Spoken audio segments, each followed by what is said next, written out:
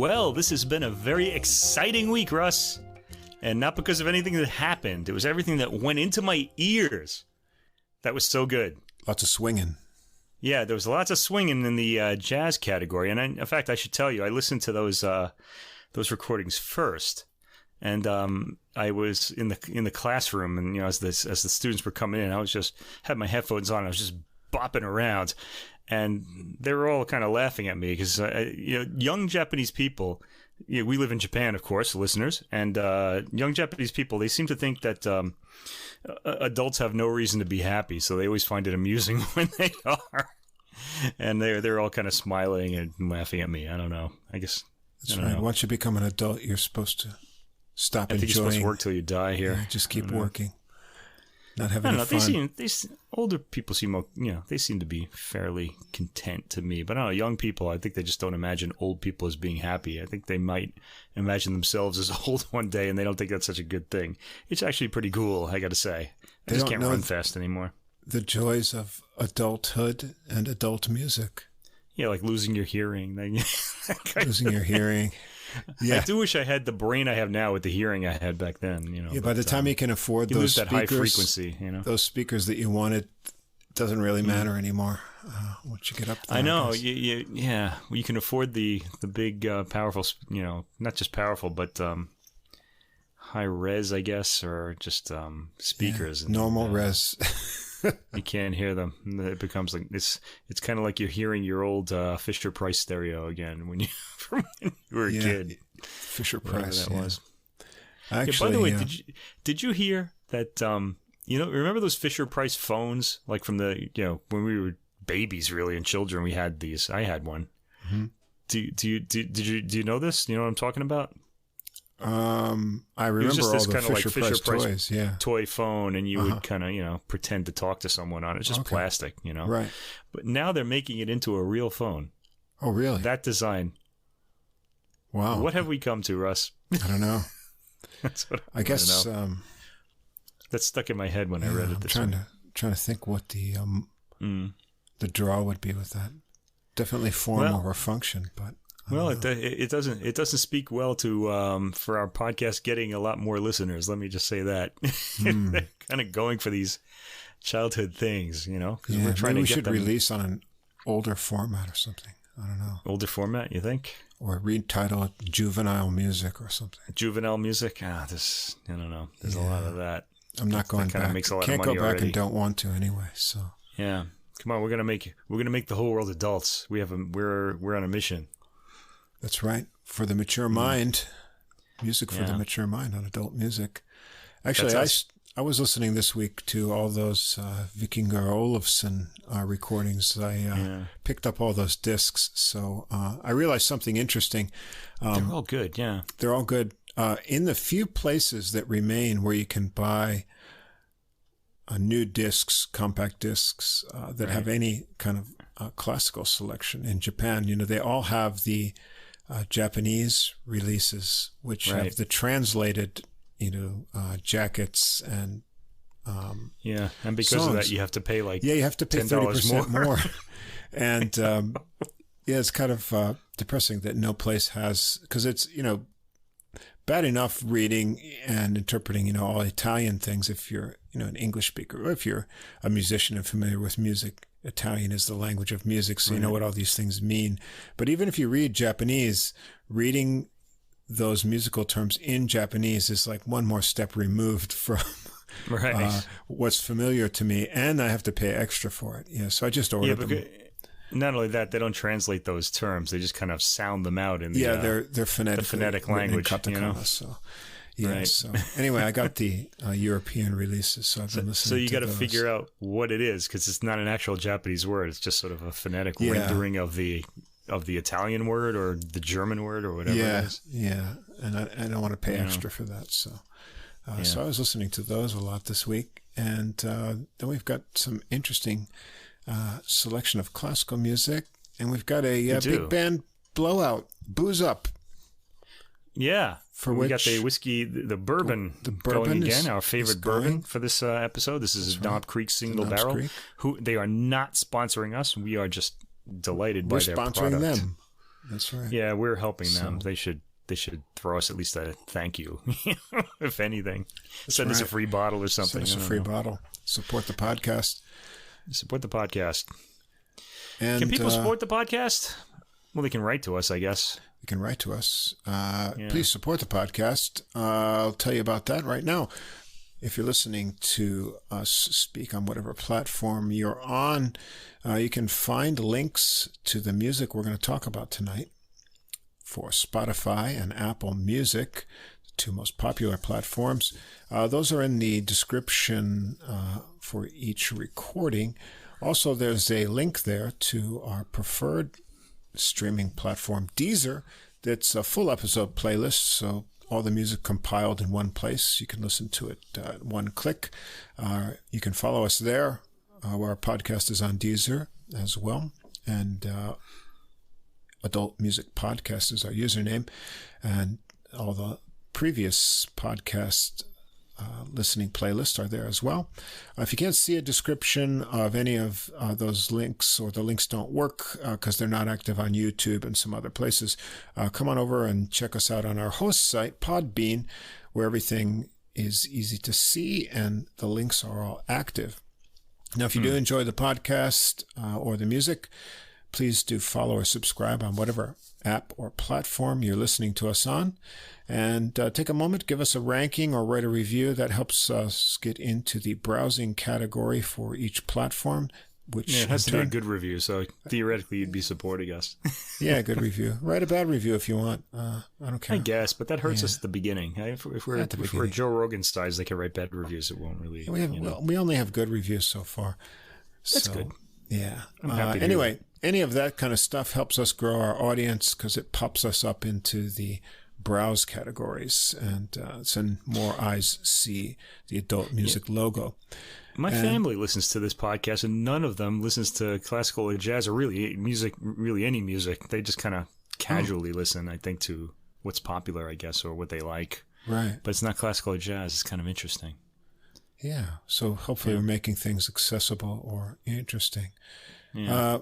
And beyond that, if you have any comments or questions, don't hesitate to write to us directly at our email address, adultmusicpodcast. That's all one word, at gmail.com. And we'd love to hear from you. We'll get back to you. And, I want to mention, one of the exciting things that I mentioned that today's program for me is exciting. So there's a lot of this great big band jazz. We have the booze going, and the classical stuff was all really interesting too. But I've got classical recordings to Christmas. I've got so much that I want to talk about. There have been a lot of pretty interesting releases, and I'm really looking forward to hearing them all. So I'm getting kind of excited about the coming weeks and the coming podcasts that we're going to do, and all the listening we're going to do too. I got to tell you, it really lifts me up hearing all these records all week long. I'm at work. I'm bopping away to my big band. Everybody's happy. To have a lot to listen to. Yeah, I've been listening all over the place. Yeah, and, it's kind of a... Yeah, I'm interested to see, right now our number one listening percentage is on Pandora, which we can't access from Japan.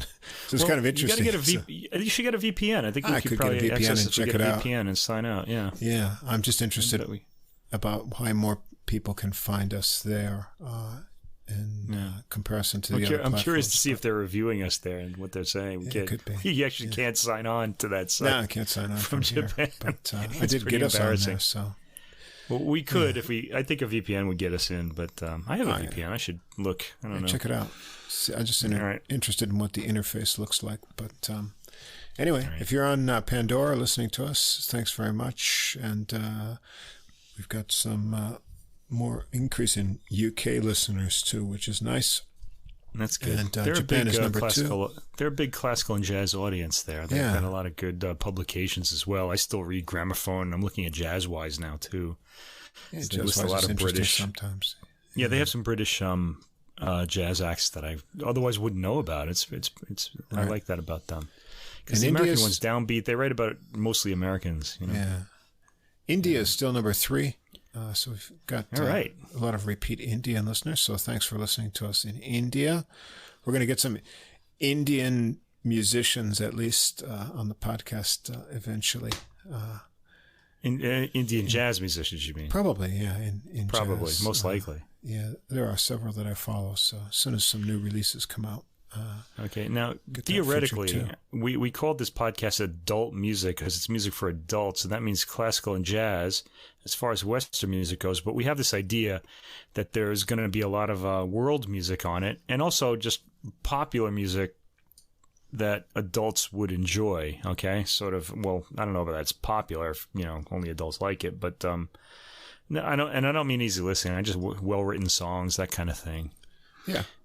And well played, things like that. We were thinking like Tedeschi Trucks Band or people like that. People, could be that we would still listen to.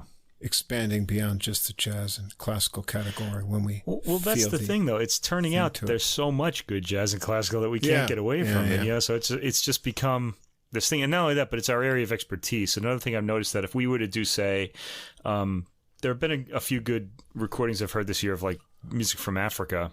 And they would have been good to talk about. But in order to talk about them, I need to do a lot of research because this isn't music that I kind of, I'm very familiar with. So I'd have to kind of figure out, like, what's going on there. Right. And it would take a lot of time, which we really don't have.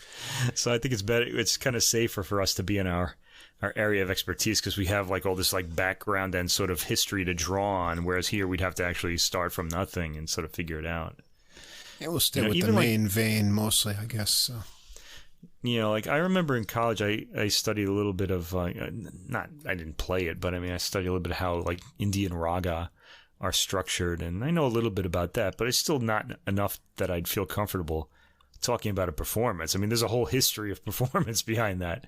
And I don't know anything about that. So it would be nice to have someone, who kind of knew something about it to guest host, I guess, if we ever decide to do that. We could get a Ragaman expert to be our guest host. We might have to do that. That would be cool. Anyway, anyone wants to apply, let us know. There's for no this pay. Episode. We don't make any money. Yeah, we don't make any money. Meat and potatoes, classical and jazz as usual. Right. So what do we have on the classical lineup here? All right, well, before we start with the recording, I need to announce Dutch conductor Bernard Haitink died this week at the age of 92. Ooh. And he conducted the Royal Concertgebouw in Holland, or what is it now? The Netherlands, they like to call it now, among many other orchestras. And I can't really do an obituary of him, but I wanted to mention it because I still have, I have a few memories of seeing him live conducting back in the 80s. I remember this really memorable Brahms Second Symphony that he did at Boston Symphony Hall. It was really exciting. I remember it drew a standing ovation at the end. Really great.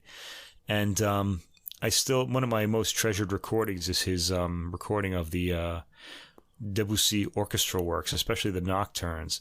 I used to have it was 2 discs originally, and now it's like been re-released as one single 2-disc set at a bargain price. So, and those are still among my favorite recordings of the Debussy orchestral works. They really haven't been surpassed, especially the nocturnes. So, if you want to get a really great recording from the past, you should check that out. Debussy orchestral works, conducted by Bernard Haitink. May he rest in peace. Rest in peace. Long career. Yeah, it's been a long career and a long life, too. Those conductors are very long-lived. So are pianists. They tend to live a long time. Mm-hmm. Must be something to that. Someone mentioned, I'm going to mention this because it might be a little woo-woo, but people say that it's interesting that of all musicians, conductors and pianists seem to live the longest. But if you think about it, both of them spend most of their working lives with their arms spread out, sort of like the Jesus statue in Rio de Janeiro, because they're conducting or they're playing the piano.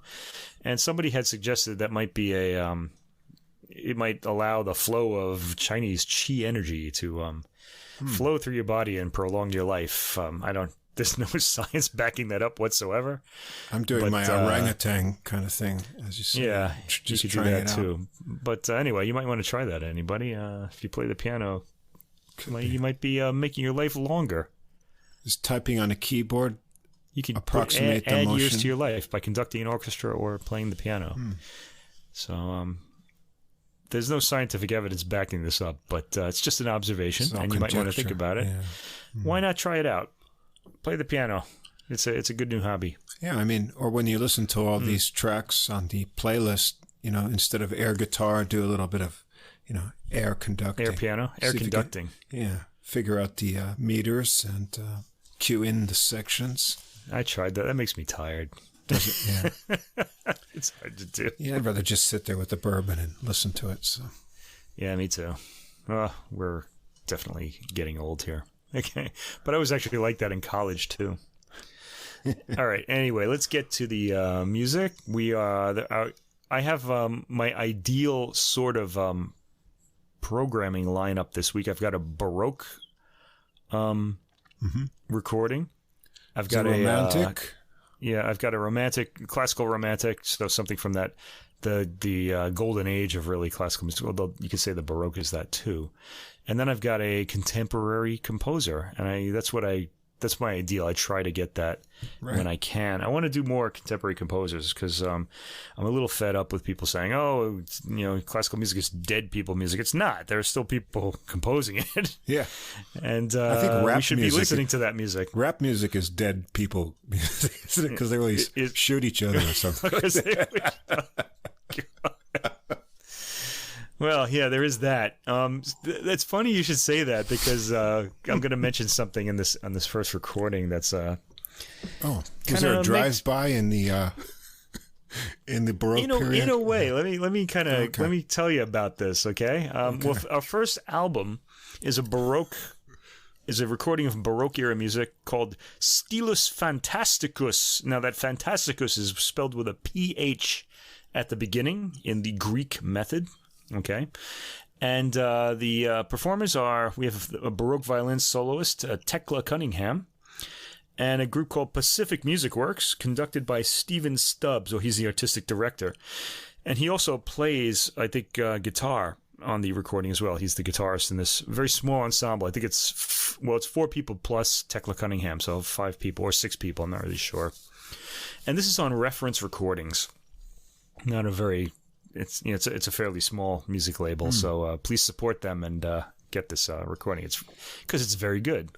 I think it's very good because I chose this because this is mostly this style of writing. This is the early Baroque era, before Handel and Bach really brought it to its peak, and really Vivaldi as well. When the music was kind of finding a form, and it was very different than it was like when Bach got his hands on it and Handel. Yeah, these break out of the format and surprise you a lot as you listen to these pieces. Well, that's the thing. There's no formula. Yeah. What Stylus Phantasticus means, it was defined by this Jesuit priest named Athanasius Kircher, who lived from 1602 to 1680.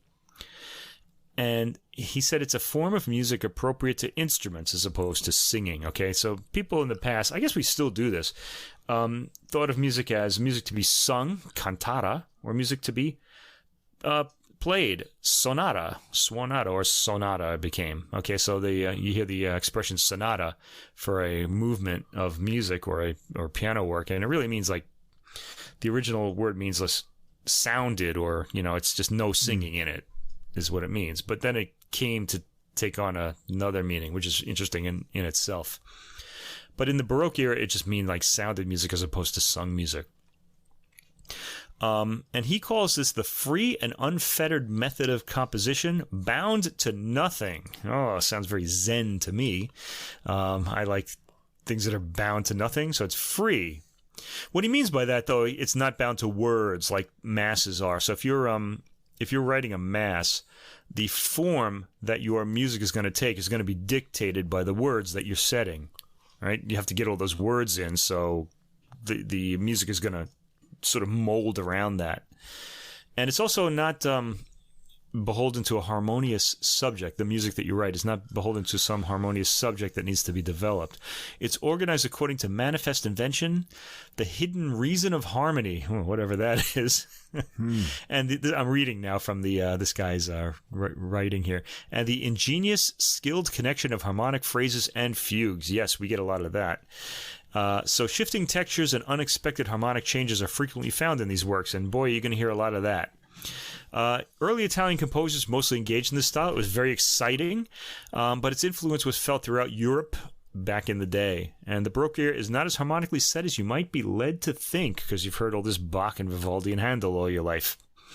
So it's good to get to these early, mostly Italian Baroque composers. There are a few non-Italians in here too, but I think they all traveled to Italy and sort of performed there. Okay, so on this recording, it's 11 single movement works, so 11 tracks.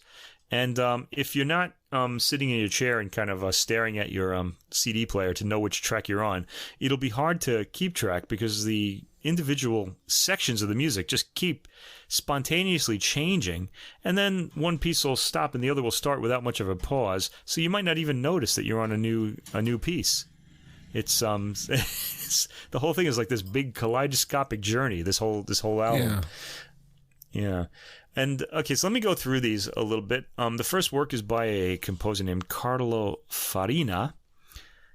And it's these names aren't really going to mean anything to you, but Sonata Seconda Detta la Desperata, which is a 9-minute work. And this one uses the full ensemble, chitarrone, which is a giant guitar, Baroque harp, organ, violin. And these are all the continuo, or the underpinnings of the harmony. Those used to be played by musicians. It's sort of like, we were talking about Indian raga.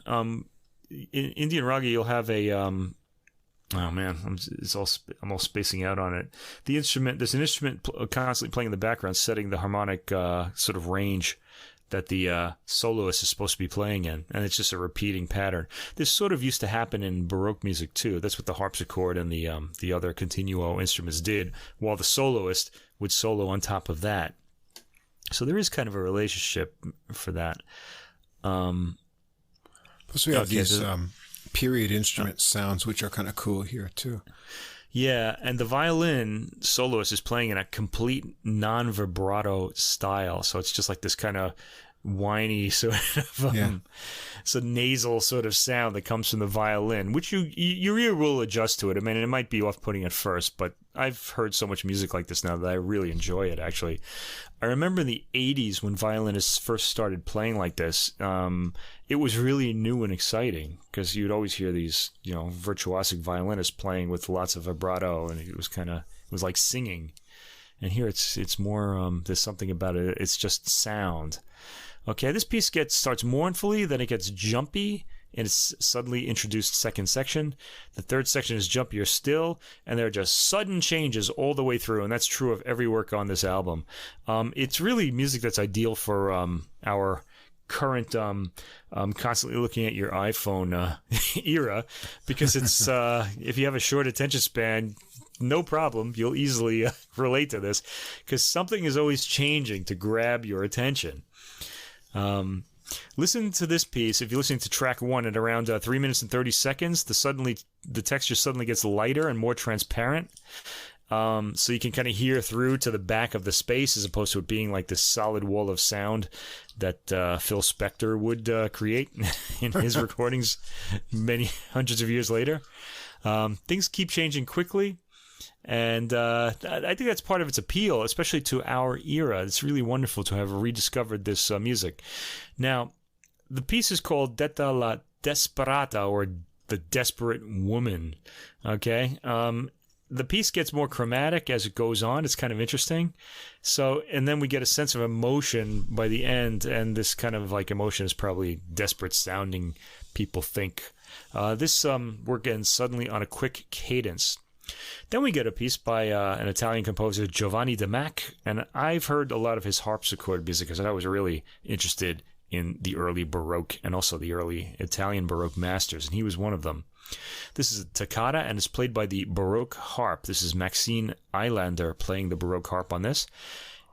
This kind of sounded to me like a distantly recorded keyboard, but it kind of had a keyboard quality, but it is plucked if you listen carefully. It sounds like the harp has a blanket over it and it's in the closet or something a bit. Yeah, it's got far a very away. distant quality to it. I like the sound of this instrument, and I kind of wish it was a little kind of more present, I think. Yeah, because it's a toccata, and we think of a toccata as being about touch, so you're showing off some virtuosic technique. But in this case, this piece is mostly about the tone, so the way you touch the strings and get the tone out. It's a pretty slow tempo all the way through, which is only less than 2 minutes. It's very short. Then we get to another composer I love, Marco Uccellini. I heard a great recording. Oh, man. I should have just made notes of all this stuff. There was a great recording of his music when I first discovered it. It was on the Harmonia Mundi label, released in the 90s, and I still have it. It's really great. And the listener's going to say, what is it? But it was Nicolas McGuigan. Just type in Marco Uccellini and Nicolas McGuigan and Harmonia Mundi Records. It's a really fantastic recording and of Uccellini's music. I really just love it. I still listen to it today, in fact. Okay, this piece, La Luciminia Contenta, is for the full ensemble. Very expressive work. It's almost like a Baroque opera aria without words. It's very emotional. And the final adagio section has a lot of chromaticism to it, too. Next, we get to Francesco Corbetta, and if you listen to a lot of Baroque music, as I do, you will know Corbetta is a guitar composer. So he composed mostly for the guitar. He's one of these Baroque era composers that guitarists like to perform. There are a handful of them. One of the interesting things about the guitar, in fact, is that classical guitar composers aren't the same composers that compose for the piano and everything else. They seem to have composed exclusively for the guitar, and they're all new names. It's pretty interesting. So Corbetta is one of them. If you like the guitar, you might want to remember that. And this is a partita sopra La Follia. Now, La Follia was a very popular chord progression it has its roots in the 1500s. And composers would often set their own improvisations on top of this chord progression. So when you see something called La Follia from the Baroque era, it means that's using this specific chord progression that was really famous at the time. It's not famous for us. We're very removed from that era. Okay, now, this is for the Baroque guitar and Baroque harp. And Stephen Stubbs, the artistic director, is playing the Baroque guitar here. And Maxine Eilander again on the Baroque harp. After this track, we have tracks 5 through 11. We have the full ensemble on all of them. So there's no more works for like an intimate small ensemble on the album.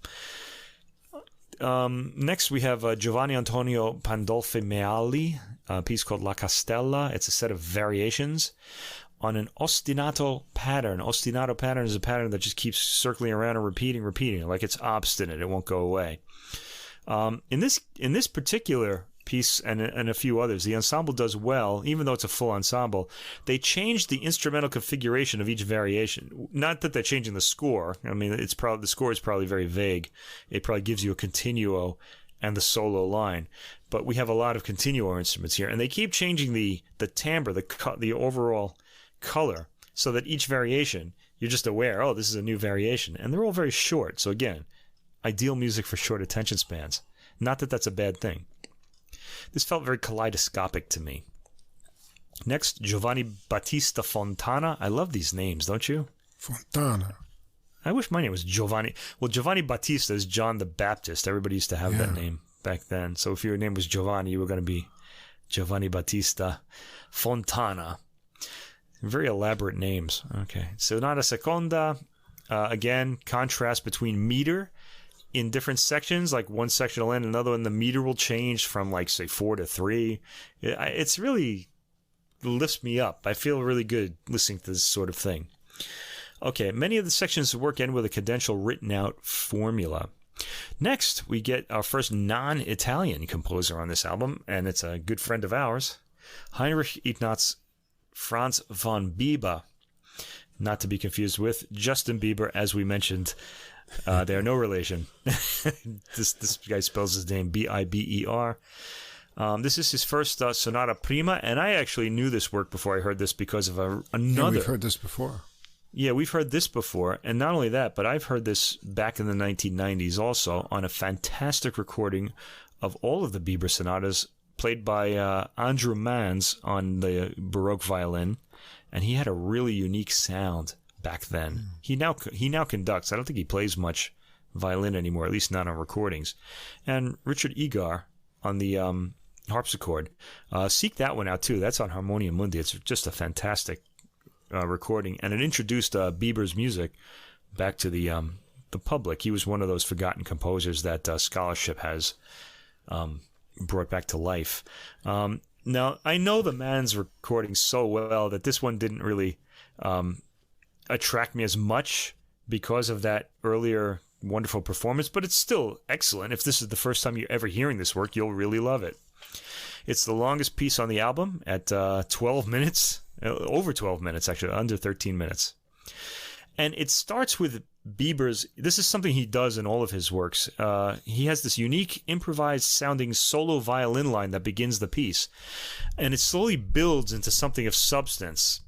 And there's some really quick downward scales. That's another characteristic of his, which often feature in his works. And we were talking about Indian raga earlier in the podcast. The technique reminds me of the beginning of an Indian raga, the alap section, where the soloist is playing the allotted tones that he's going to use in the work. He's kind of like sort of. It almost sounds like he's bringing in the whole harmonic tools he's going to use into being from nothing as the. It's I don't know. It's pretty interesting. There's no rhythm then, and then the tabla come in, and then you're onto a new section. Okay, it sounds like. Yeah, it sounds like, and this also sounds like it's coming into being. It's pretty exciting. Also here, especially in the older Mans recording. I recommend everybody go listen to that on your streaming service. It's kind of teasing too, so I bet it was kind of exciting to hear at the time. It was certainly exciting when I first heard it, even like 300 years later. Okay, the violinist Tekla Cunningham here sounds at her most inspired, like she really loves this work. Okay, so I think she really kind of goes up a level on this particular track. The work goes into a series of variations of amazing difficulty for the violin. So if difficulty is your thing, this is a good work to listen to. Bieber might have had the most difficult violin writing of the Baroque era. He's certainly in the debate. There's some really tricky stuff in here. I especially like the quiet variation and its orchestration at around the 9-minute mark. So listen to that, and then it explodes into something more fiery when it's done. Okay, the only composer that's represented more than once is Johann Heinrich Schmelzer. He gets 3 tracks on this album, and the first of them is track 8. It's a chaconne, which is a repeating bass pattern over which various, again, sort of kaleidoscopic, variations occur. And this is from his Serenada in Mascara. It starts with some really nice Baroque harp. I like their arrangement of this. And then just the violin and harp. And the violin is gliding around the harp's accompaniment, sort of like a bird. I kind of thought of like a diving bird. Really beautiful. The theme is really beautiful, and this work stands out to me among the others. The other instruments come in eventually, so this isn't just for the violin and harp. Next, we have Ignazio Albertini, Sonata Prima for violin and continuo. And the opening of this is, I suspect Albertini may have listened to or studied with Bieber, because he uses that sort of music coming into being technique where, which I compare to the Indian alap. He kind of does something like that here. By the way, in any Indian listeners who might know quite a bit about raga, I'm not saying that it sounds like an alap. I mean, they're very different things, but it just kind of put me in that mind is all I'm saying. I'm trying to just get a sort of frame of reference. All right, now I had mentioned when you mentioned rappers being shot all the time. Ignazio Albertini sort of belongs in their company because he was stabbed to death in Vienna in 1685. No, we don't really know why, but that's how he died. Did not live to a long life. Someone didn't like the organ part on this part, maybe. Well, they could have used the harpsichord if they had chosen. That's the thing. The continuo is the continuo. I don't know. He was apparently a bit of a, to use a New York Yiddish word that I picked up, a shyster. Oh. Okay. So he shyster, yeah. So you pick up those words growing up in New York. Okay, Albertini's composition here is different than the others. It has a harmonic direction to it. Now, the thing that distinguishes this work, and in fact all later Baroque works, if you think about Bach and Handel, they have a harmonic direction. They're going to end on a certain key. And you don't really get that sense. Well, they do end on a certain key in all of the earlier works, but you don't really get the sense that the music is heading anywhere. It's sort of like changing sections, almost like a series of magic tricks. But in this case, this piece has a harmonic direction, and that would become standard from Corelli onwards. So Corelli may have gotten it from Albertini. We don't know. This was an important development because it would allow bigger structures to be used in music. If music had a direction, you could always depart from that direction and then kind of turn the music back towards it and create all sorts of tension and things like this. This is really what, and this is still happening. Well, I wouldn't say happening today, but it's happened up until the beginning of the beginning of the First World War. Really, it was Schoenberg and Stravinsky and people like that who all but eliminated this idea. It's come back a little bit. If people are still writing in that idiom, that harmonic idiom, it'll the music will have a direction.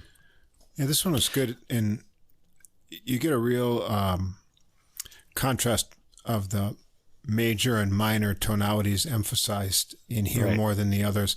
And there's a lot of development compared to some of the earlier pieces, excluding the Bieber, which has the most development. But here the variations are noticeable, so the theme is worked up in a lot of ways. And then the changing tonalities it gives you a sense of going to different places in a structure more than the earlier pieces on the recording. Right. Now, the Bieber work, I should mention, it doesn't have development in the sense that we think of it, say, in Mozart and Beethoven's music. It's more of it kind of builds like into something. So he's found a way to sort of build it up. So we're not using development as in the technical sense that, someone like Mozart's music would have a development section in the sonata and things like that. But Albertini's music picks up momentum as it goes, and that's a result of it moving towards its harmonic aim. It's telos, you might say. That's an Aristotelian term. He claimed that everything had it was aiming towards a certain end. The Greek word was telos. And it's a good word to know when listening to classical music from around the late Baroque era up until Schoenberg and Stravinsky. Music has an aim. Okay, it's going to end in a certain key, and it's heading towards that key. All right, next we have two works. We close the album with two works by Johann Heinrich Schmelzer. Again, his Sonata Seconda. This particular work has like a wheels within wheels quality. It's variations. It's a set of variations. It has 17 repetitions of a 7-measure ostinato, and that ostinato itself is based on a variety of different rhythmic values. So don't bother trying to work this out. It'll just give you a headache, but just sit back and enjoy it. It's really good. It's just that the technical sort of putting together of this work is pretty impressive. The variations shift between duple meter and a jig, which is a popular dance rhythm. Pretty interesting. A duple meter is 2, so it sounds kind of square. And the jig has a dancey sort of... It's... I guess it's 3, but I'm not really sure. No, it's still 4, I think, but it's sort of a little less, kind of strict. All right, and the last work, Sonata Quarta from Sonate Unarum Fidium. There's a textual change by the ensemble from the violin to the harp here. The violin comes in and gradually builds its rocking melody. Very beautiful piece. The rhythm range and technical challenges gradually increase as the piece goes on. And that's it. This record is pleasant, and it's an easy and attention-grabbing listen. And if your attention wanders, don't worry. It'll come back in less than a minute because the textures keep changing, and not just because of the composers, but also the performers. They make sure to kind of change the whole timbral kind of combinations of each section of the music just to keep pulling you back. It's more of a multiple mood setter, you can say, this album. Maybe it sets a range of moods, and overall that mood is calm. There's not much modulation here. I would say this music could be the rock music of its time. I often think of early Baroque music as being similar to rock music in that it has a lot of energy and a lot of shorter and shorter sections. Yeah, this one's easy to listen to. The instrument timbres are interesting. You've got the period violin and that kind of veiled harp sound. The organ pokes its head in kind of unexpected places. Just sort of get this organ tone coming in. Oh, and it's just a new tone. Yeah, it's always grabbing your ear. This recording, I like that about it. The sort of free form structure of the compositions in a lot of the pieces is interesting. Because it'll change in a place where you're not used to, because those conventions hadn't been established yet. But yet the composers are developing their ideas with themes and variations and new ideas, along a different sort of more free trajectory depending on the piece. So they all sound unique to each other and kind of free and. In that sense, they all sound fresh, even though they're, rather ancient in terms of what we listen to. But you get a fresh kind of melodic and rhythmic explosion of sounds coming out of them, and the structure not being tied to a certain kind of, format that you're used to. It keeps you kind of... listen to this, listen to that, kind of thing. So, I found it, even if you put it on in the background to listen to, you'll probably be drawn in as to something new that's come up. Good listen. And the timbre blends are a little bit unique and very attractive. I want to mention also about the music of that period. It's one of the gifts that music scholarship has given us was the resuscitation of all this music.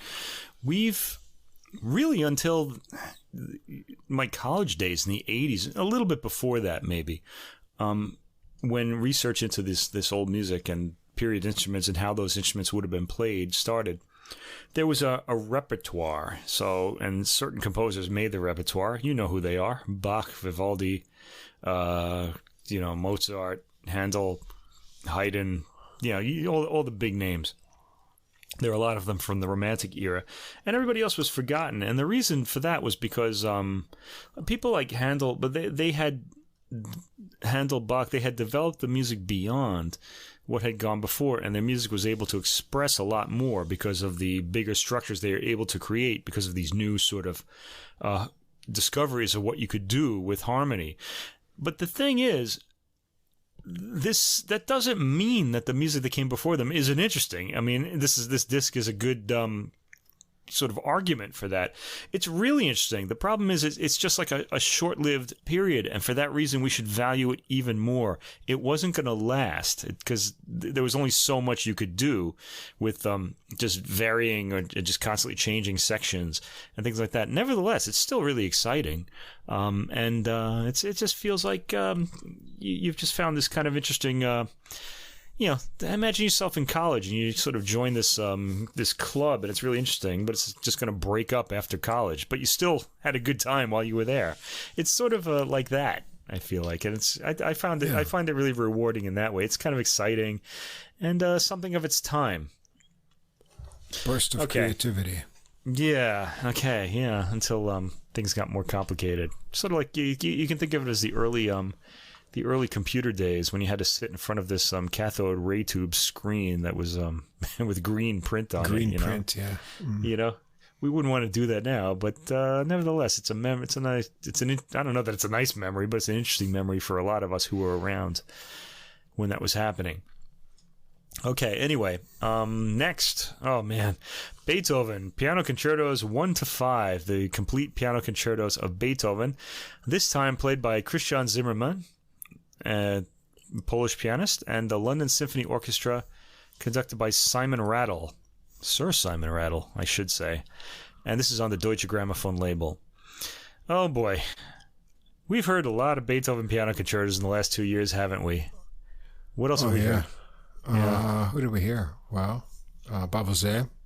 Vivace, we liked that one. That was really good. I liked it anyway. I thought it was great.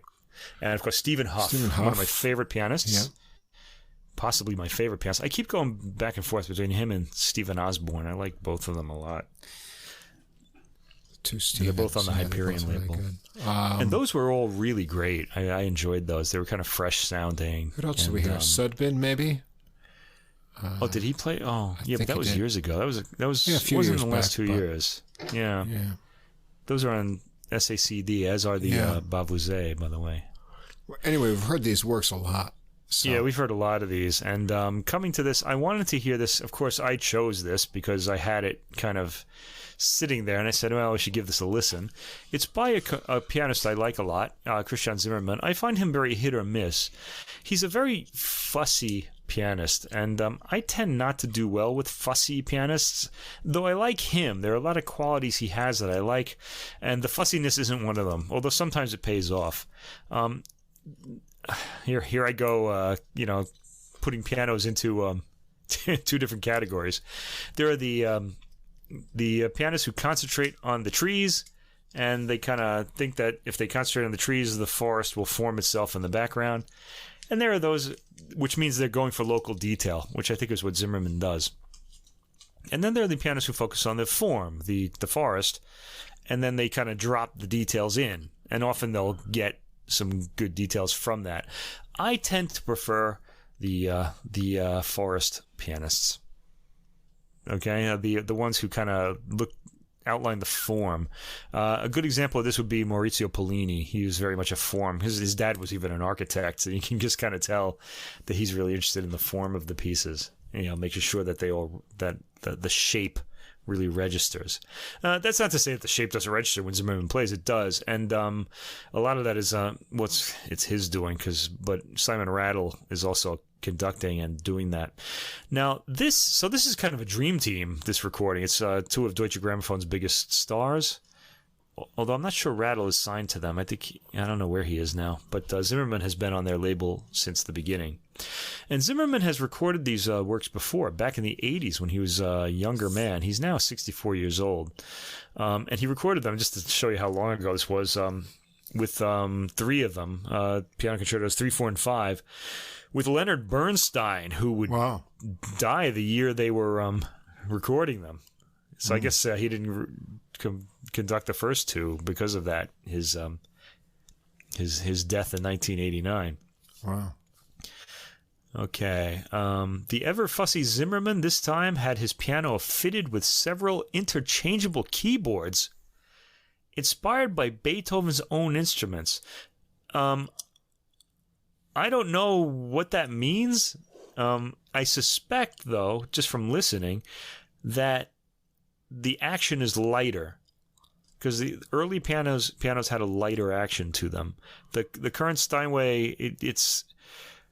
I read about this once. It was really interesting. The Steinway had a heavier action, and the Viennese style was or the Erard piano had the heavier action. And then there was a piano in Vienna. I can't remember. Maybe it was the Erard, but it had a lighter action, and that style inspired the music of, say, Mendelssohn and composers like Hummel and composers that we don't listen to anymore, simply because those works, the virtuosity in those works was really too difficult to play on the heavier action. So we've lost this music just because the action of the piano changed. I mean, we still have it, and piano technique is just so amazing now that modern pianists have started playing Hummel's music again, and a lot of Mendelssohn's piano music and others from that era. So we're starting to hear that sort of really rapid figuration again. And we're hearing it here, too, on this recording. So I suspect Zimerman has a lighter action, because he takes some pretty quick tempos and has this really flashy scales. And isn't he the one who, when he... I guess that's why he doesn't perform in the U.S. anymore, among other reasons. Tell me the story. Yeah, I heard about this. His piano, he brings his own piano when he travels internationally, and I don't know, it got destroyed at customs in New York. I don't know how you destroy a piano. I don't know if they dropped it off the lift or something like that. But I don't know. He couldn't find one satisfactory piano in all of New York, in all of New York or anywhere else. I know. Pretty much the center of classical music in the U.S. But I guess that's pretty fussy. Interesting story though. Yeah, that is fussy. Another fussy pianist, and this is a pianist who's playing. She's really great, but I don't really like her. Is Mitsuko Uchida, Japanese pianist. It's very fussy playing. It kind of makes me impatient when I hear it. But it's highly accomplished. I don't mean to insult her or anything. It's just not to my taste. That's the only thing. I certainly respect her artistry. It's just not for me. Anyway, just drop an insult about another pianist in there before we go into this. Well, we were watching that video with... pianists I hate. We're going to do a whole book. That's going to be a future podcast. Pianists I hate. The Tiny Desk concert with Daniil Trifonov. A pianist both of us really love. He's actually caressing the piano. I've never seen anyone sort of caress the piano the way that he does. I envy his girlfriend. Yeah. Assuming his sexual... I should say I envy his lover. I don't know what his alignment is, so I'm not going to guess. You envy his piano. And envy his piano, too. If it were sentient, it would love him back. Yeah. Anyway. I guess in this recording, I read the notes that the orchestra was socially distanced. So I guess they had to sit further apart than in the standard configuration. I think, I'm not sure, but I think that registers in the recording, too, because I feel like either it was because of that or because Rattle had like a reduced sort of orchestra playing on this to kind of correspond more with Beethoven's era and with the sound that Zimerman is getting out of this altered piano. He doesn't... It's kind of an interesting sound. Because he's changed the keyboard, so he's getting this quick action and this lighter tone out of it, like the bass notes. When he bangs down on the bass notes, they don't ring out; they just kind of like ping or something. It's kind of it kind of just sounds like, okay, that's the bass note. It doesn't like kind of hit you in the chest cavity or anything like that. It doesn't have that sort of resonance. So I was kind of wondering about that. But it's a bigger sound than pianos in Beethoven's era would have gotten. I've heard. We now call those instruments the Forte Piano, which is the opposite of pianoforte, which is what the modern piano is called in Italian. We just shorten it to piano in English. And the Forte Piano has a more like kind of tinkly sound. It's heavier than a harpsichord, but it doesn't. It's light. It's light sounding, and the orchestra would have to play. It'll make a sound, but it can't be heard over full orchestra, like if they were playing at full volume. A modern piano can. Well, not over the orchestra, but you would still hear it, let's say, if an orchestra was playing at full blast. Assuming you were pounding on it. Yeah. Okay, anyway, so we have that situation. It's kind of an interesting piano sound. Let me see. Zimerman says that each concerto has a different face, and in the booklet note, which is very playful, and I don't really like these kind of notes. I want to know about. I want them to be serious. I think that's I'll be the comedian here. Okay, just tell me what's going on so I can do my academic work, and then I'll make jokes about it later. Okay, but the two of them were just kind of Rattle and Zimerman were kind of goofing around talking about these works. Zimerman makes the interesting comment, by the way, in the booklet that he is now 7 years older than Beethoven ever was. And he has warm feelings about his younger colleague. Kind of interesting. You think about that. I'm older than Mozart ever got to be now. So, and he wrote much better music than I did. So, go figure. Anyway, all right, let's start. Piano Concerto number 1. Now, the first 2 piano concerti were kind of written more in Beethoven's classical phase. They're kind of similar to Mozart and Haydn concertos, but we do have elements of Beethoven emerging in these. What I mean by that is they have more of a classical line to them. The form is easier to identify, and they'd fit in fairly comfortably with, say, Mozart and Haydn's music, except that they're louder. One of the things that Zimerman says is that these works are kind of they're playful, and that we should remember that Beethoven had a sense of humor, and he did. We think of Beethoven as being very serious because of all the busts where he looks really serious, and the Fifth Symphony, which is a very serious work. But there are a lot of playful Beethoven works. Some of the symphonies, or some movements from the symphonies, and a lot of the piano sonatas have this kind of playful element to them. And this one does too. Now, he said that, but I'm not really hearing that register. I think his idea of playful, Zimerman's, is a lot different than mine. I've heard these played like lightly and sort of in an interesting way. I think Zimerman is like way too serious because he, like I said, he's a fussy guy, and I think his sense of humor doesn't really register the way, say, like a more lighthearted pianist would.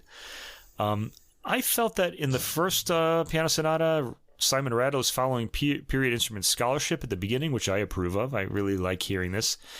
I do like it, though. I'll take Beethoven either way, either like the lighter sound or the big booming sound that like someone like Carlos Kleiber got on his best ever, I feel, recording of the Fifth Symphony. I still think that's the best ever recorded. It's really powerful, from the 1970s.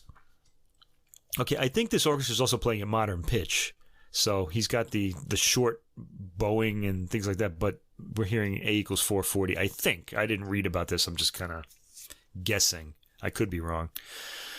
He'll go for the volume when he has to. Beethoven is about volume in a lot of ways. Those sforzati off the or forced notes, or like sudden volume, like on the offbeats and things like that, is a big characteristic of Beethoven's music. This performance emphasizes that Beethoven is in his early classical period. It's hard to know what to make of Zimerman in this movement. He's giving a very straightforward performance, I felt. There's a lot of plush romantic figuration with obvious pedal, which we wouldn't expect from a period performance. But he's got that lighter tone on his piano, just I guess because of the keyboard. It's well judged, beautifully executed, as always with this pianist. He's got a kind of classical romantic hybrid approach to his playing in this work, and I feel like it would have been better done as a classical, in the more classical mode. You hear his more romantic personality in the cadenza, which is the piano's solo part without the orchestra. The Largo second movement is sensitively played, and it sounds pretty straightforward to me. No real complaints. And the Rondo, the third movement, Zimerman claims this movement has wit and something grotesque or cynical about it. I've heard this piece played with springy joy before, and Rondo tends to indicate a kind of springy joy. But this duo doesn't go for that tone. There's something slightly heavy about the opening phrase. It's not fleet-footed like Mozart. Nice articulation and terracing of the dynamics between the voices and the piano. Really amazing. And there's a kind of gruffness to the movement, and it's actually accentuated especially by the orchestra. It isn't off-putting, and it's got a big booming ending.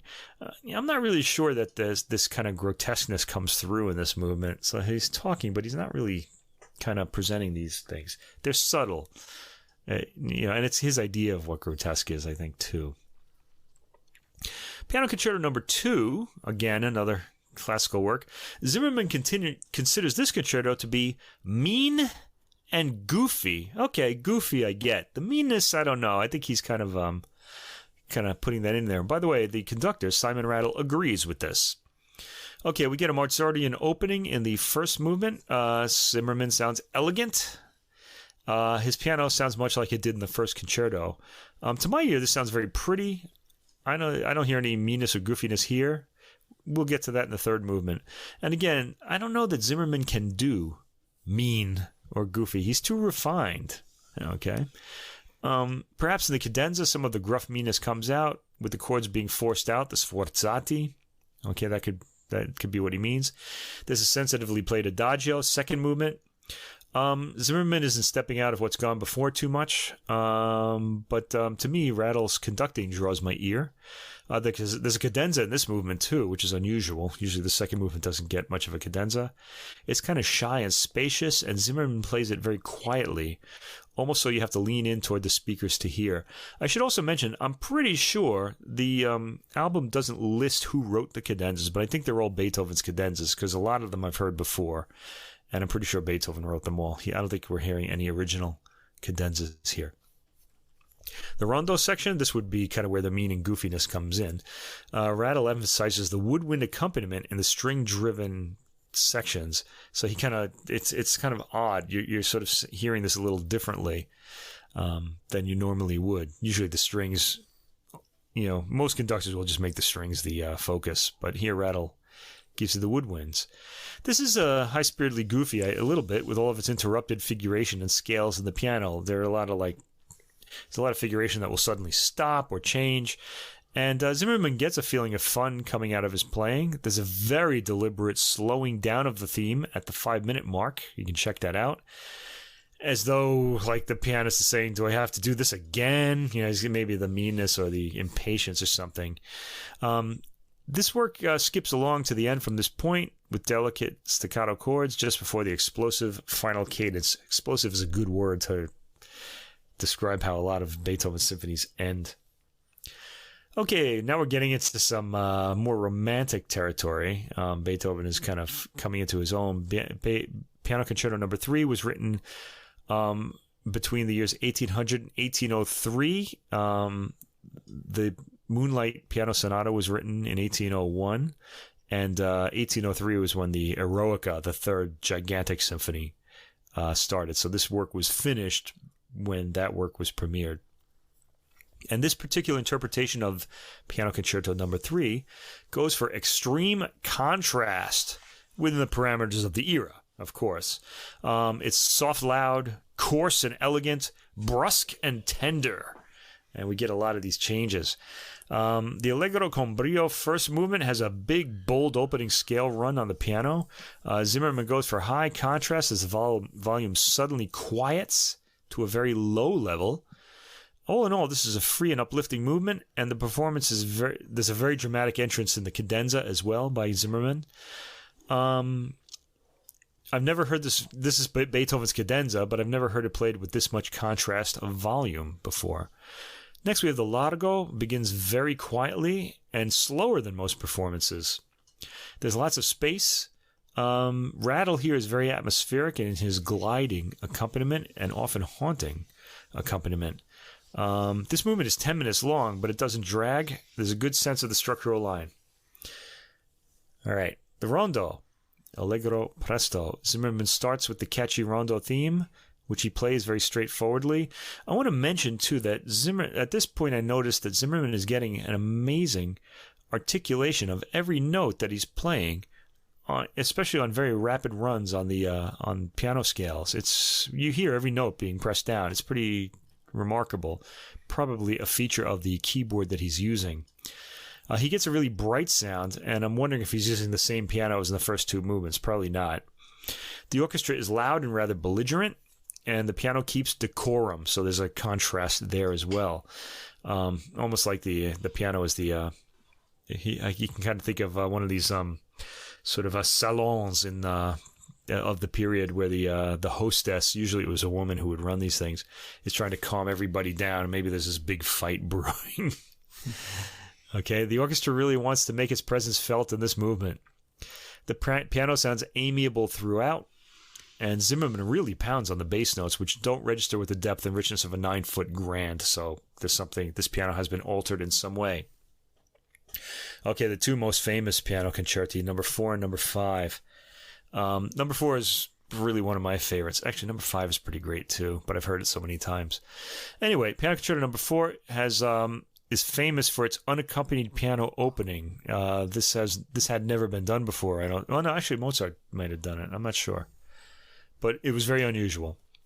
The piano starts the concerto solo, and Zimerman plays this opening, this really famous opening, rather staccato, which is a little unusual. I would call the piano's approach to this entire movement highly articulated. Every note is audible and isolatable, even in fast scales. It sounds etched, and I think it kind of takes away from a little bit of the magic that other pianists have conjured in this movement, and really in this whole concerto. Andante con moto, middle movement, both rhetorical orchestral intro, followed by a very quiet piano entry. Again, contrast. The piano gets a ruminative quality, so thoughtfully kind of thinking about things, after the opening section, and it's very slow. The movement is only 5 minutes long. Rondo Vivace, again, nice articulation of all the repeated notes. All attacks are audible. I don't really have much to say about this one, and it's one of my favorite ones. It didn't capture me. It's a good performance. Nothing to complain about. But I wasn't captivated. And I've heard some performances of this that have captivated me. That's why it's one of my favorite of the Beethoven piano concerti. All right, next we get to the final piano concerto, number 5, The Emperor, the most famous. And all of you out there have probably heard either this concerto or bits of it. It winds up going into popular culture every once in a while. In the Allegro, the orchestra is thin and the piano is slightly light and tinkly, as in the above performances. There's gorgeous, smooth articulation in the scales and arpeggios in the introduction by Zimerman. And he takes a pretty quick tempo once the main section begins, after the big kind of piano figuration runs at the beginning. Incidentally, I want to say, I really think, if you know Eddie Van Halen's guitar solo, Eruption, I think the whole structure of that comes from the beginning of this piano concerto. There's kind of a similarity in the way the chords changed. I wonder about that. Give it a listen and let me know. All right, so once we get to the main section, there's a really quick tempo taken. Rattle pulls some unexpected colors and detail out of the orchestra writing when the orchestra plays without the piano. This movement seems to be all about articulation for these two. Zimerman plays the magical second theme solo on the piano. It's beautifully detailed, but again, he's not getting the magic. There's something in the tone that really makes this magical theme take off. It's sort of like that. It's introduced in the orchestra as sort of like a march theme, and then the piano makes it into this kind of sparkling, sort of romantic theme. And I don't think Zimmerman's. It's not necessarily his playing, but his piano doesn't give it much sparkle, and I kind of wasn't too happy with that. He does the repeat of the gorgeous theme at a slow march tempo, which I thought was kind of odd too. This didn't captivate me much. The second movement is slow and pretty, and the piano playing is very touching. The repeated figuration at around the 3.5 minute mark is played staccato, rather like the pianist is annoyed. I don't know that that's really appropriate here. Then he gets into the waltzing theme and feels at home. I'm not saying that Zimerman was annoyed playing this, but I think he's interpreting this as being a bit of Beethoven's gruffness or something like that. I don't really agree with that, but there you go. All right, now, one of the more magical moments in music history is the very slow introduction to the third movement that starts in the second movement and then springs into the joyous Rondo theme. This particular, I've heard this played a lot of times, and even a lot of really great pianists just don't do this in a convincing way. It's got to kind of feel like there's kind of like this spring that's all wound up, and then once the Rondo theme starts in the third movement, it just kind of explodes out. And some pianists don't really time it right. Zimerman does. This works very well. The launching into this movement is beautifully judged and well taken. And a slight pedal to separate the various lines of figuration is characteristic of the attention to detail paid by Zimerman. in general, and in this recording too. Rattle emphasizes Beethoven's quirky rhythms in the orchestra throughout this movement, and taking special care to make sure we hear all the sforzati, the really forced chords. Rattle has a knack for making this very familiar score seem unfamiliar in his reinterpretations of familiar phrases. And I found myself saying, wait, is that in there? Okay. So, overall, though, this much recorded concerto didn't really do it for me. I really preferred Bavouzet and Huff in this particular work. I think what surprised me most about all 5 of these works is these performances was that they were not as big-boned as I expected. Rattle seems to have pruned the London Symphony Orchestra to a size more in line with, or perhaps only slightly larger, because it's large enough to get an impact, than what would have been heard when the work was premiered. While Zimerman has a lighter tone that I'm used to from him, due to the keyboards he chose. It's interesting, but this isn't a first choice. It's enjoyable enough, and, so I can kind of give it a recommendation, but I feel like there's better out there. It's unique sometimes, but not unique in ways that make me forget other performances by other pianists. So I'll give this a kind of, lukewarm thumbs up. It's good. It's just, there's a lot of magic missing for me. So I don't really recommend this as a first choice. Yeah, having heard lots of other recordings of them in recent times, I wasn't really up for listening to all of these intently. To be honest, me neither. So what I did is I put them on and I listened to them kind of holistically, just listening for what would draw me in and maybe make me take notice to something different in the interpretation. So what I noticed about Zimerman's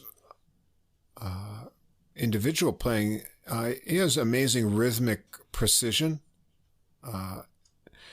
The way his fingers work in exactness is pretty impressive, and that gives him, or is combined with clear articulation. It's pretty amazing, actually. The lines in the solo, particularly solo piano passages, are very clear and distinct, and that's due to his technique. But I felt like his approach, especially in the first, two, which have a different character, as you said, they're more classical. I feel his overall sort of, as you're saying, the forest approach is very measured. And so I feel like because he's focusing on the more, or you get the impression when you listen to it of you're drawn into this sort of, as you say, fussy individual line articulation type of thing, that it's kind of measured. So rather than experience, even though I was listening to them holistically, when I would take notice, I would be focusing on a small part, which I didn't necessarily felt tied into the arc of the whole composition or even the movement. So I felt sort of, I was listening to things a bit piecemeal, even though that wasn't my attention. And at least through the first two concertos, that's how I felt. But I started to enjoy a little bit more from 3 to 5, just because I felt maybe Zimerman was pulled in a little bit from the different character, and his touch seemed to warm up and become a little bit more lyrical. And through the nature of those works. So That's I funny. found them. Yeah, it's funny because I had the opposite feeling. I liked it more at the beginning. I kind of didn't like it as much at the end. But I think that's probably because I'm more familiar with the later piano concerto, because like everybody and their brother has recorded them, so I just heard them so many times. So I think I expected something more from them. So overall, they're fine performances from any kind of technical standpoint. But if you're looking for the overall impression of being wowed by something new musically, I didn't really get that Yeah, I didn't get that either. Out of the whole experience of them. So, but I haven't listened to his earlier 30 years ago recording. Maybe it would be interesting to compare those two. Yeah. But as a technical performance, certainly very impressive. And, with Bernstein conducting, I bet the orchestral sound is really big. Yeah, it must be much bigger. Yeah, maybe the piano sound might be quite different from what's going on here too. Well, it would be a full piano, yeah. Yeah, but it's interesting. There's a lot of detail here. Piano players might enjoy the detail that you can hear from this somewhat lighter kind of keyboard sound that's in here. So right, pianists should probably hear this. It's just to kind of hear how it's hear the approach. I think and especially in a lot of the I've heard these a lot before, and then sometimes there's so much going on with the two hands that you sort of get a wash of sounds, but you can really pick out his articulation even in the left hand. Lines and sort of counter lines, and that's very clear. So I noticed things that I hadn't noticed before on like I'm saying, on sort of the individual part and movement level. But I didn't feel any greater statement from tying in the movements and the arc of the full composition from this sort of recording. So that's how I felt. Good, but not emotionally completely moving or earth-shattering in any way. Yeah. Right. For those of you listeners at home who are keeping score of my ever-evolving vocabulary to talk about music, remember, we have wave sopranos and particle sopranos, and now we have forest pianists and tree pianists. So you might want to note those down for when I use them again. Leaf pianists, too? I wonder. I don't know. Well, if we ever get a leaf, I think I'll give up if that happens. Yeah, we won't even put it on the show. I mentioned Uchida as the ultimate tree pianist, but I don't think she's quite as far gone as being a leaf pianist. What would happen in autumn to them? They would just kind of wouldn't play wait for the till whole the winter. spring to record again, I guess. Oh yeah, well we are drinking bourbon here. I would like to remind listeners, if you're not finding the jokes funny. That's why. Anyway, you're just not drinking enough. So try again. That could be the. Try again later in the evening with the appropriate beverage. Yeah, it's not us. It's you. You're not drinking enough, listener. Okay, so you're gonna need some kind of altered experience to appreciate the next recording. That's for sure. Oh yeah. Okay, now this is maybe some absinthe would be good for this one. I don't know. Absinthe. Oh man, that would be good. Now you said that, I'm going to start looking for it in the. I have a whole bottle unopened that you're welcome to, because I had a very bad experience with that drink, and I've never really warmed up to it again. But oh, really? No, I like it. I still think of it as the drink that Hemingway and all the early 20th century artists in France drank. I think this is actually a full strength 2-Joan bottle from the Czech Republic that I have. Anyway, well, we can discuss that another time. I'll be over tomorrow. Okay, all right. Come on over. Yeah. We'll do a special episode of absinthe. Let me take that off your hands. I mean, I wouldn't want to leave. No. Anyway. Well, okay. I'm going to put your name on it. Since you gifted me some CDs recently too, so yeah. There you go. I'll free up the space for another bourbon bottle in the old booze box. So the booze box. Some people have a liquor cabinet. I have a booze box. It's kind of fun. I've actually referred to certain people as booze boxes. So I don't know. Really? But that's all right. Anybody I know? It's a real booze box. Oh boy. Or me, maybe. I don't know. One of the thrills of getting old. I just want to say, if you're young, getting old can be fun. Just as your observations of the world around you develop, just don't be bitter. Listen to music. That'll keep you unbitter. All right. So anyway, our third classical recording. Man, we're going really long today. I noticed. All right, we're only on the third recording. Okay. So yeah, but this one's going to take a while because this is a contemporary work, and we really have to kind of go to town on this. The composer is Sebastian Fagerlund. He's a Finnish composer. And I think he was born in the 1970s. I should have written this down. All right, I can look here. Hold on. I got the the Beast Super Audio CD right in front of me. So if you have a super audio capabilities, you're all set. Yeah, this guy was born in 1972, so he's our generation. He's younger than us, slightly younger. Yeah. But these are two works by him. Nomade, which is a concerto for cello and orchestra, and a 20-minute orchestral work called WaterAtlas. Okay. The soloist on the... Well, let me get to that. The soloist on the cello concerto called Nomade is Nicolas Altstaedt, who is who's pretty well known. He's a younger cellist. I mean, he's been around for a good 10, 20 years now. But so I guess he's probably in his 30s or 40s by now. I'm not really sure. And the Finnish Radio Symphony Orchestra, conducted by Hannu Lintu. Can I just, before we go, give a salute to the Finnish Radio Symphony Orchestra and really other bodies of Finnish orchestras for really promoting their countries, the music of their country's composers. There's the Undine label, they put out all these works by contemporary composers, and it's just fantastic. We all get to hear them all over the world, and it's really great music. I think Finland is one of the places in the world where the best contemporary classical music is coming from. Another one would be Estonia, where Arvo Pärt is from. There are a lot of other great composers from that country, and really those old Soviet satellite nations as well, like Latvia. We talked about Pēteris Vasks last week. Yeah. Was it last week or was it 2 weeks ago? 2 weeks ago. 2 weeks ago, I think, yeah. Yeah, okay. Anyway, a new name for me, Sebastian Fagerlund. He is interested in large-scale forms and in music that expresses fundamental questions and existential experiences. His music is always highly virtuosic.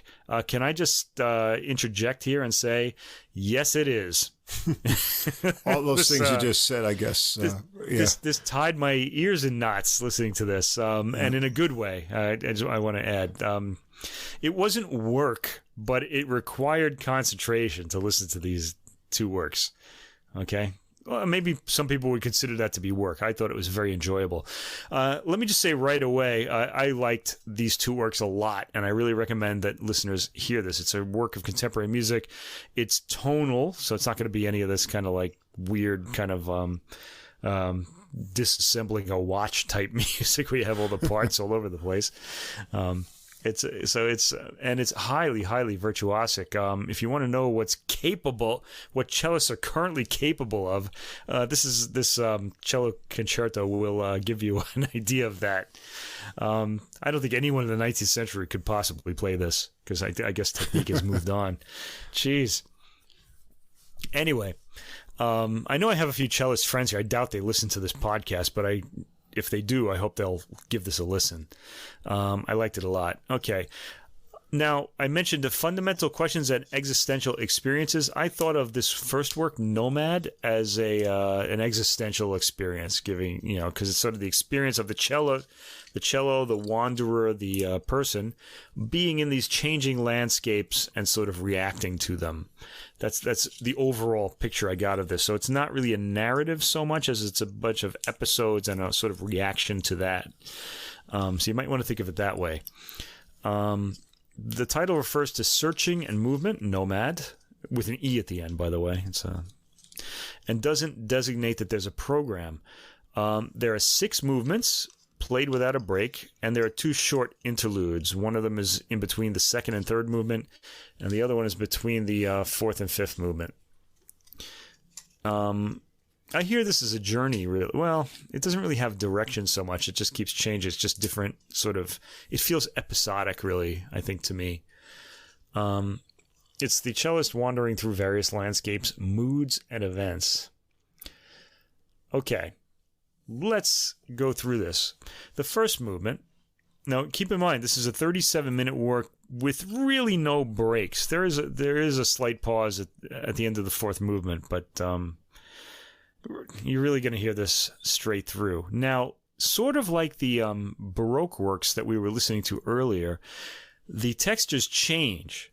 They're longer here, and they're more complex and denser, but you can kind of you can think of it as the same way you thought about those Baroque works, except bigger. All right, so this work starts in a slow-moving but expressively powerful sense of growth and exploration we get out of this. It starts in the low register, like something coming out of the depths of the earth. Fagerlund says that this sound that you hear right away is the melodic harmonic DNA underlying the whole work. I couldn't hear that, but he says it is. So I'll just throw that out there in case you have better ears than me. I think I'll eventually get this if I hear this work enough. I've only heard it like 3 times so far. So I'm going to need to hear it more. There's a lot to think about here. The opening is it's not really a motif. It's more of a gesture. There's some gorgeous orchestration in this entire work.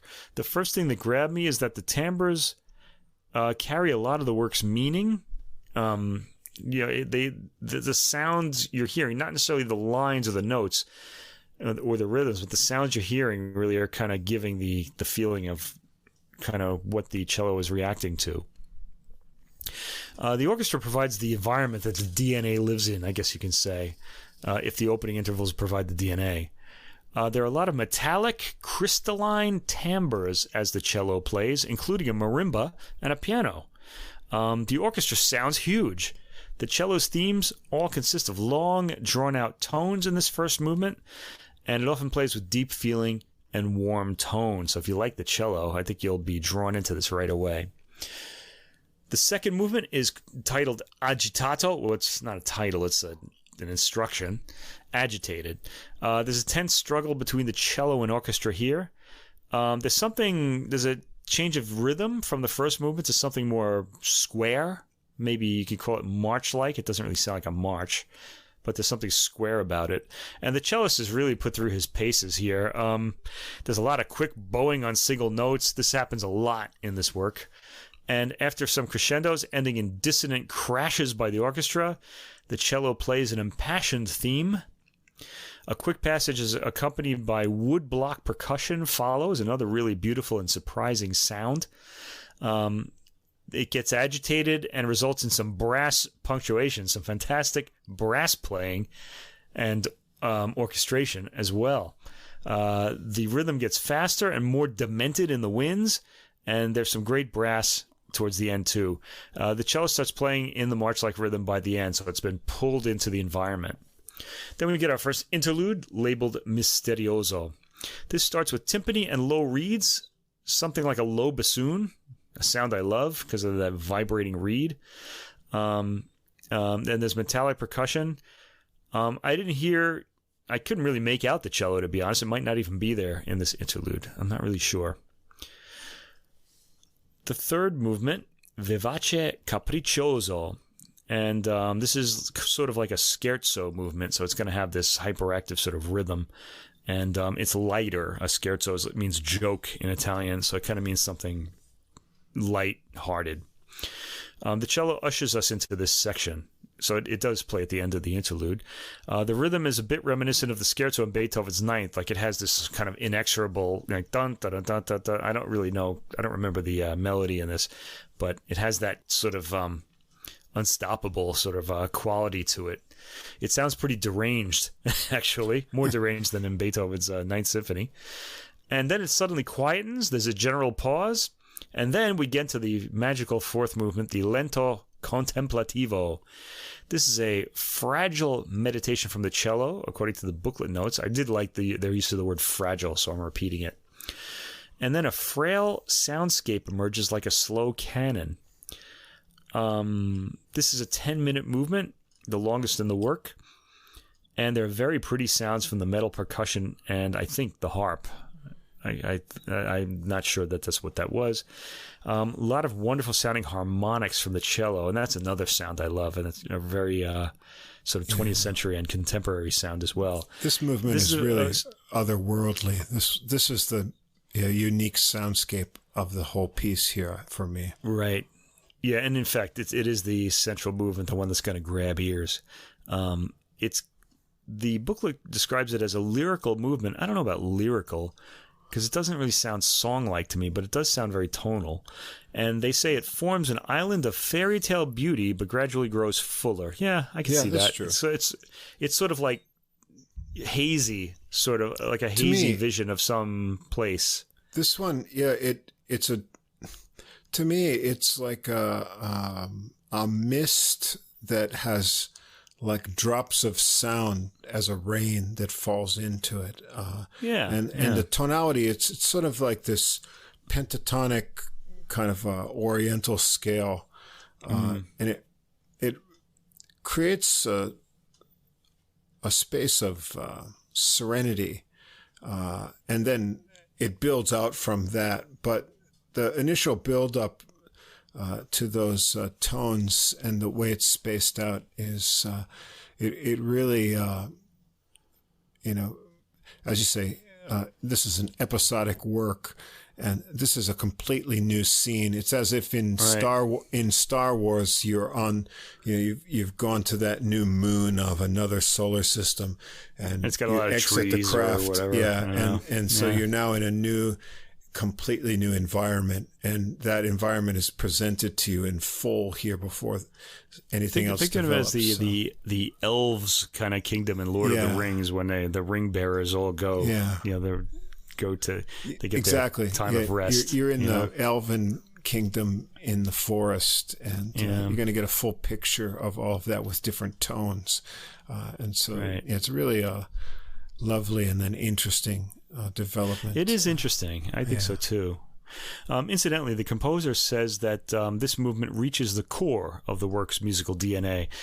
Even without knowing that, I think you would guess that there's something central about this movement. It does feel like important sort of in the whole structure. He also says that both Baroque and folk music form a background to the music, and the folk music themes seem to come all the way from the Far East. Good call on the pentatonic scales there. So What I found too, the cello is doing a lot of interesting things, and I like the way the woodwinds kind of swirl around the cello lines. It's sort of, you get like this spiraling kind of thing. So the woodwinds are important here, and then there's some really cool bass that clarinet happens at about the midway too. point of the movement, so around after minute 5 for listeners. Yeah. And then you get some kind of brasher things with the trumpets and orchestral hits, and then at the very end, the bass clarinet lines are really cool too there too. So this is my favorite movement of the piece. The cello, mine too. The cello solo features playing from the middle to the high range. You don't get too much in the low range here. Yeah, it's almost there's some kind of effects. There's more of that later that we'll mention, but there's sort of almost like a crying or growling type of effect that he gets when he's in that upper register. It's very faint here, but it's quite striking actually. He gets, there's sort of slight glissandi. There's a heavy vibrato. And I wrote creepy haunted house harmonics. Mm-hmm. There's something haunting about the harmonics. They don't really sound like pretty as they usually do. There's a very slow, quiet ending. Then we get to the second interlude, Misterioso again, Poco Tenuto. This very brief interlude consists of barely audible chords on the strings. So I guess we are departing this magical world of the fourth movement.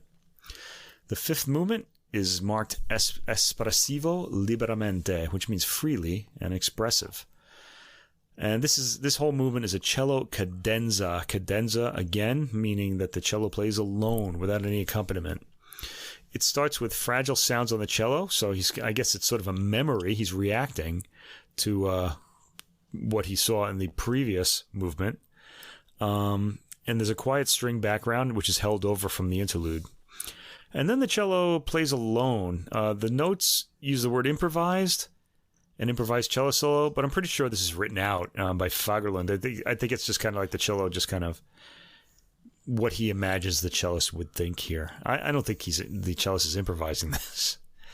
Because the exact words are, the notes say that the cadenza continues with a passage improvised by the cello alone. He doesn't say the cellist, so that makes me think he's written it out. All right, so not clear there. Lots of harmonics in the cello part, and that's one of my favorite things about string instruments is their harmonic sound, the sound they get when they play harmonics. This one, which you get by touching the string and bowing as opposed to pressing the string down. The effects in here, this made me think, like if Jimi Hendrix played the cello, this is what he would do, because there's these cool harmonics, and then there's these sort of almost voice-like effects, like using sort of like a kind of a squawk box or some kind of interesting thing. But of course, this is all done acoustically. And so he gets these high harmonics, and then he dives into the lower registers for contrast and real throaty sounds down there. Yeah, it's an amazing set of tones. It's not what you normally think of when you think, oh, I'm going to put on a cello concerto this Sunday afternoon or something. This is not that. It's a different side of what's possible from the tonal palette. Not possible from most players, I would imagine. This takes great technique to produce this, but it's pretty arresting when you hear it. It's sort of coming from outer space, almost like an interstellar kind of tone. You might want to pay attention at around the 4th minute of the 5th movement, which is track 7. There's something electric guitar-like about the buzzing effect that he gets on the cello. It's pretty amazing. A sound we don't expect to come from the cello. It's pretty, and it's an acoustic instrument. There's nothing really unnatural about this. All right, we get to the 6th and final movement, the esaltato molto agitato. So it's exalted, but also agitated. I really don't know what to make of that instruction. But anyway, this actually starts. This movement actually starts like before the 8th track. It starts in the closing seconds of the 7th track, and then kind of continues on to here. Yeah, if you're playing this on a streaming thing or something, make sure you get your gapless playback set up, because not only this movement, as Mike said, but other ones too, they sort of start before the new movement and track begins, the setup or the lead-in. So you want to have as seamless of a transition as possible to not get any interrupted playback when you listen to it. Yeah. All right. This movement is passionate and determined. Some sounds are produced that sound like recordings being played backwards, but it's all live playing. It's a pretty incredible effect. If you ever played records backwards or spun them backwards, it's kind of just kind of only sound. to hear the satanic messages. Yeah. Except that there's no tape on this. It's just all live playing. It's amazing. Frenetic energy to the opening. Then it gets loud and agitated at the around the 1 minute and 40-second mark. These aren't exact times, by the way. I'm just kind of sort of estimating. There's a big climax. Then the music calms down towards the mysterious ending, which features cello harmonics and a dripping metallic percussion sound, which I really loved too. The end is, according to the composer, shrouded in the calm of twilight, in which the soloist sinks into the deepest register, tuning the instrument down in order to go below its normal lowest note. So you can actually hear the cello being tuned down. You hear the string loosening as he's bowing it. It's another cool effect. An excellent work. It's high energy, highly virtuosic. You'll be amazed at the cello's ability here. It's also highly listenable, though a bit demanding. I won't say challenging.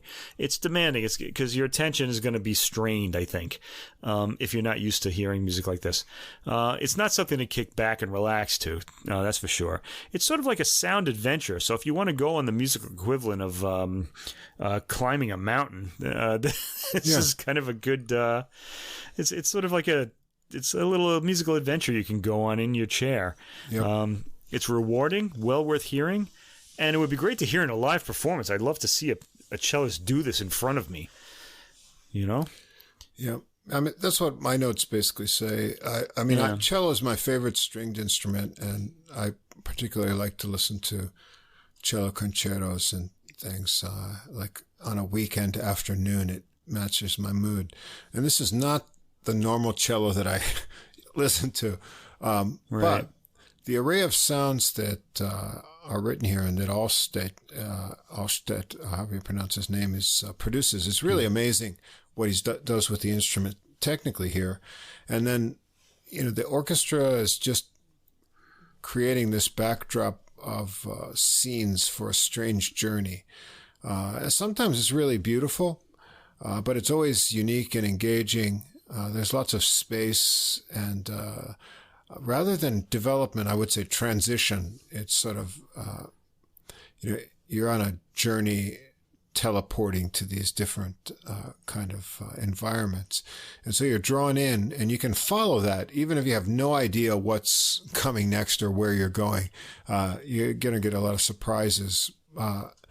So it's not a difficult listen. It just needs some sort of preparedness, an open mind, and then sort of a willingness to follow that along. And it is quite interesting and entertaining to me, this one. Yeah, and it will keep drawing you in because, as I mentioned, like those Baroque works we heard earlier in the first one, the whole musical texture keeps changing, although over longer periods of time. So you will be drawn back into it if you're into the work, if your mind starts wandering.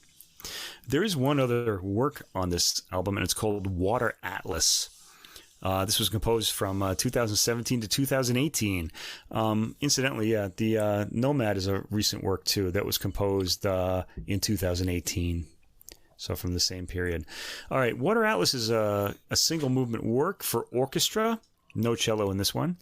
And it's the last work in a trilogy begun in 2014. The first two works were Stonework and Drifts. And this one is the third one, called WaterAtlas. I haven't heard either of the first two works. In fact, these are the first, this and the Cello Concerto are the first two works by this composer I've ever heard. WaterAtlas is 20 minutes long, and it's the longest of the three works of which it is a trilogy, part of a trilogy. The booklet tells us all three works are linked by the same basic musical materials, though the composer stresses that each of them is independent and self-contained in itself. Well, I'll just have to take their word for it. I would like to hear those earlier works, though. Okay, all three works in the trilogy are about basic elements. This one would be the music of water, WaterAtlas. The title refers to the eternal cycle of water, combined with the human desire and need to analyze the environment. I just got the water when I listened to this. I didn't really pick up on the human desire to analyze the environment. Anyway, the composer emphasizes that the work is not program music. I heard that. Water's approach is a more general, philosophical, and abstract element. And the composer is more interested here in cycles of water, seas and bodies of water, the evaporation of water, and then the return to earth as rain, so that whole sort of circle. And you do get a sense of this. The cycle is now under threat from pollution and climate change, and that's in the work too. So I really, this is another composer that Greta Thunberg should check out. How dare you? I think she would. I think she might even smile if she heard this in the Vasquez works. Imagine that. Okay. Now, because the composer Fagerlund is Finnish, he's thinking of the Baltic Sea and Nordic landscapes and seascapes in general. So there's nothing really rolling and pretty about these landscapes. They're very rugged and kind of rough. Not the sort of thing we'll see here in Japan or in a place like England, which is, green and pleasant land, as they say. These are more rugged territory. There are a lot of extremes in this piece, as there are in that landscape. Fagerlund has mentioned that a synthesis between virtuosity and slow-moving music is heard here. Yes, that is true. We heard that in the preceding piece, Nomade, too. Okay, and the work moves as arches, although I think of it more as cycles. He calls it rising up and falling back, but I hear it as cycling around. I hear it as like ocean, evaporation, rain. Okay. I wrote swells, so. Okay. Yeah. Yeah, it does. I don't know. I heard it more as more circular instead of like the arch. He's saying that's more of an arch. I guess he would know, but I just want to give my kind of sense of what I heard, just in case the listener kind of latches onto that more. Okay, the work starts Agitato Caprichoso, which is kind of playful and agitated. a texture with long lines emerges. And then, okay, so it starts Agitato Capriccioso, then a texture with long lines emerges, and then later the music freezes into this almost static kind of quality, which is labeled Calmo Misterioso in the score. These two extremes are overlapped, subjected to metamorphosis, and layered. Fagerlund says the work is in a free rondo form in which a strong rhythmic theme returns constantly, but each time in a new way. And because he said that, I was listening for that theme, and you don't really hear it, but it's just when the music becomes agitated, that would be the rondo that he's talking about, the theme that keeps coming back. The beginning is very frenzied and busied, which is the Ronzo theme, and as I said, everything gets elongated slow and then suddenly freezes. This frozen section consists of single plucked harp notes with very quiet string accompaniment. There's some agitation in the low reeds and the energy, so there's overlapping of the various energies in the work. The slow frozen section lasts for quite a long time. It's sustained until almost about the 7-minute mark. Like I said, this is a 20-minute work. And the music suddenly gains energy again. And this time it's got a brass ostinato pattern, which evaporates into the wind and disappears. A long, elongated line reappears. Then the music is frozen again. The rhythmic theme with glissandi trumpets, again a very striking effect, is back at 9 minutes and 30 seconds. Then another long line calm section, catching the glissandi and the brass and the strings and moving them upward. There's sort of a triumphant section with the timpani and brass around the 11-minute mark. And this all threatens to go back into the rhythmic section, but the frozen section reappears at around the 12-minute mark. This has icy sounds in sustained strings and the high end of the piano. The frozen sections last the longest in this piece, taking a few minutes to the agitated rhythmic sections less than a minute. There is a lot of arch activity, with elements crescendoing and then decrescendoing to nothing. The rhythm section has briefly had a look in the frozen section, and at 18 minutes you can hear both occurring at the same time. The rhythmic section at low volume so it doesn't overwhelm the frozen section. The piece ends with a juxtaposition of the two set sections, or possibly three, and goes out with an explosive crescendo to its last note. It's very cool. This is because this work was 20 minutes long, and I hadn't heard the other previous shorter works. I really didn't know how to interpret this. It's dense. There's a lot of detail in it, and it's going to take quite a few listens to unpack. But that's my initial impression of hearing it after only a week of listening, only 3 times. Anyway, I like this a lot, and I like this entire album, and I want to highly recommend that listeners looking for something new, give it a listen. It's going to be something that'll change your brain a little bit in a good way. And we all need a brain change, don't we? Yeah, the cello work is far more attractive to me. The WaterAtlas, it's as you say, it's very dense. To me, it was more about kind of textures of sound, sort of, I guess, using this theme of water, the way that it flows and swells and swirls. I got a feeling of a lot of swirling woodwinds and sort of trumpet fanfares, almost as like a whitecap wave kind of thing. And the other thing I noticed more in this work is when the brass and woodwinds kind of swell, you'll get a series of pitches, and then some of the pitches kind of shift while others remain the same. So the harmonies change based on, tones that are continued and then others that change, because there's a lot of elongated and sort of held out tones. And so that allows for, this kind of extended harmonic changes while there are sustained tones. So I found that kind of interesting. And then, although there's quieter passages when they swell up, there are some places where there's kind of a frenzy of percussion and trumpet that builds up.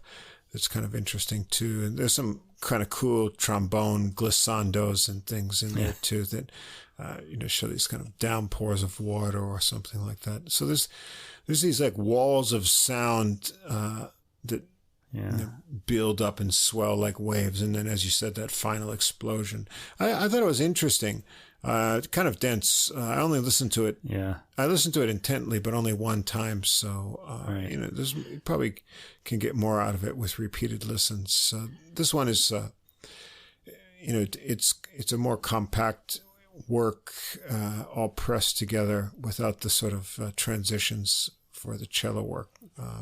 Like you say, it would be interesting to hear the previous two pieces and then see this one in context. But yeah, as a whole, the album is very interesting contemporary work that's accessible in that it gives you some tonal reference point. It's not program music per se, but it does sort of give you an environment or some sort of landscape in your mind. Both of these works, either the changing sort of scenery environments of the cello work, or this one that's based loosely on the kind of characteristics of water and maybe a North Atlantic Ocean kind of seascape, to just give you a frame of reference to work these tones and effects that come in. But they're not unaccessible in the way that some modern music is. I think they're very listenable and draw you into what's going on. And he's a very good composer for using the full palette of the orchestra. And as a lot of these kind of Scandinavian composers are, the use of the tone colors, particularly the brass, when it can really push out, that sort of heightened intensity, is enjoyable. So I thought it was really fresh and well worth a listen. I got to say, if you're in the orchestra playing this, you're not gonna kind of spend a late night drinking and just wake up late and just go to the symphony hall and just play this just off the page. The score I think you have to mentally prepare for this. I can't imagine what the score looks like for this. Yeah. It's pretty incredible. Anyway, highly virtuosic and dense and really energetic and exciting.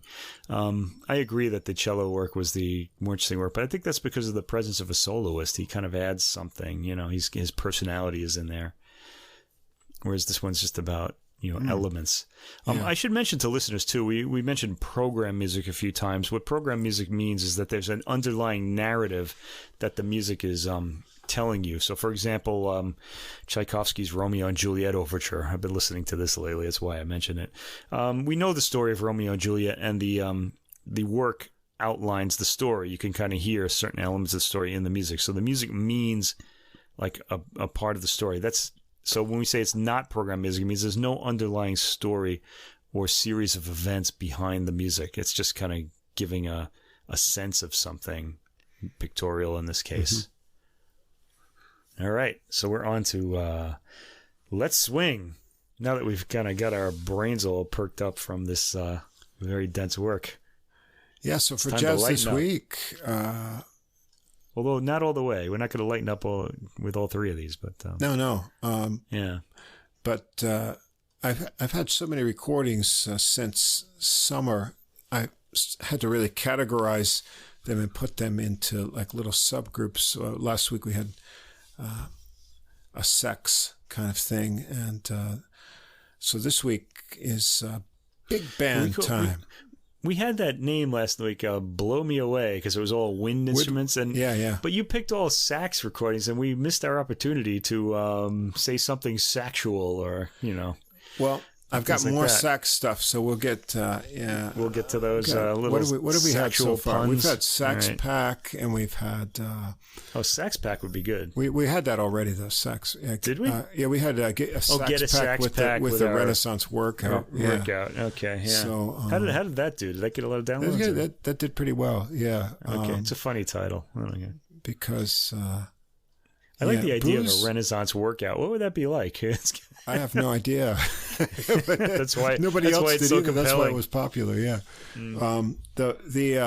The Bourbon Shots one is still our top episode. That gets downloaded every day. Actually, it's really it's 400 and some Download's nice. I think we're going to put booze in the title of this episode to see if that theory works. Yeah, if people are going to download it because the word booze is in the title. Big band and booze goes together. Yeah. So they do go together. That'll go together. I remember being hammered at certain jazz concerts I went to. That's never happened to me at a classical concert. No. Although at the interval I drank some wine once. I don't know. Yeah. French Me and French Me Again are number 2 and 3. They like that, huh? So we're going to have more French Me titles. I have a few more of those, so those will keep coming. Booze and something provocative always gets. I have a lot of music by women composers too that I'm trying to kind of put into single programs. Some of them I just, which I'm not really sure is always a good idea. I know people listen to those just because they're by women composers, but I want to kind of put them into like the mainstream too with the other things we're talking about. So there's that as well. Yeah, I don't really have any good titles for those though. We said girls. Feminine Music was a great title. Feminine Music was good. I had girls. Yeah, that was good too. Yeah. Should we go for that? I think there's an Elvis Costello record. We might called make somebody upset with that, but that's okay because we don't care. We're looking for attention. We don't care if it upsets We don't care about that. Yeah. As long as it gets us attention. If it puts us on CNN, we're on easy street. Bring it on, baby. Yeah. Bring it on. So for big band Bourbon and Babes, speaking of ladies, the first big band is featuring a lady, but not actually in the band. This is the Japanese composer, arranger Miho Hazama, who is generated a bit of fame in her career. She's New York-based and has been nominated for a Grammy Award. But this album is not based in New York. This is with the Danish Radio Big Band. And so she is actually not performing on this album, although she is the conductor and the composer and arranger of all of these tunes here. And what would her instrument be if she was playing? I'm not sure. Maybe piano. I think of her as a composer and conductor. Yeah. I'm not sure. This is on Edition Records. It's called Imaginary Visions. And I won't go through all of the players in this rather large Danish radio big band, but I think what's key to her style here is that noting, for example, if you look at the sax section, the sax players double on other instruments that are featured on the recording, including clarinet, flute, piccolo, alto flute, bass clarinet, among other things. So it's not just your regular, alto, tenor, bari, sax section. You've got the full spectrum of woodwind instruments here.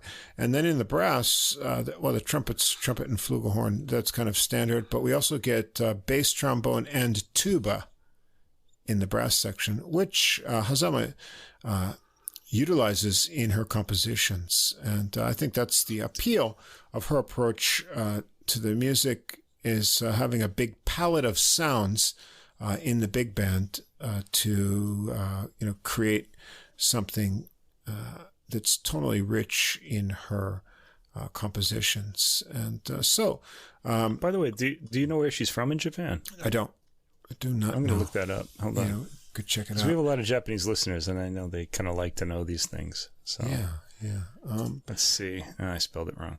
All right.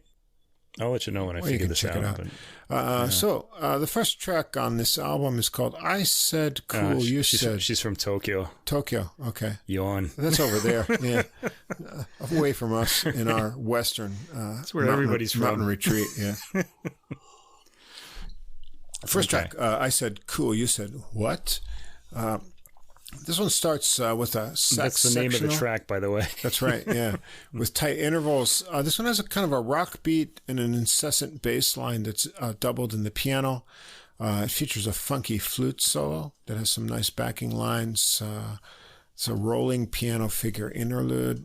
that comes in, and then I get a new beat that emerges. There's a really hot-toned, rocky guitar solo in here, which is always kind of a nice contrast in a big band arrangement. Good weaving sax lines in the arrangement behind the solo, and a full ensemble in the contrasting lines before a kind of softer line with the flute takes it out. And it's just kind of a first taste of what you get that I think makes her music good.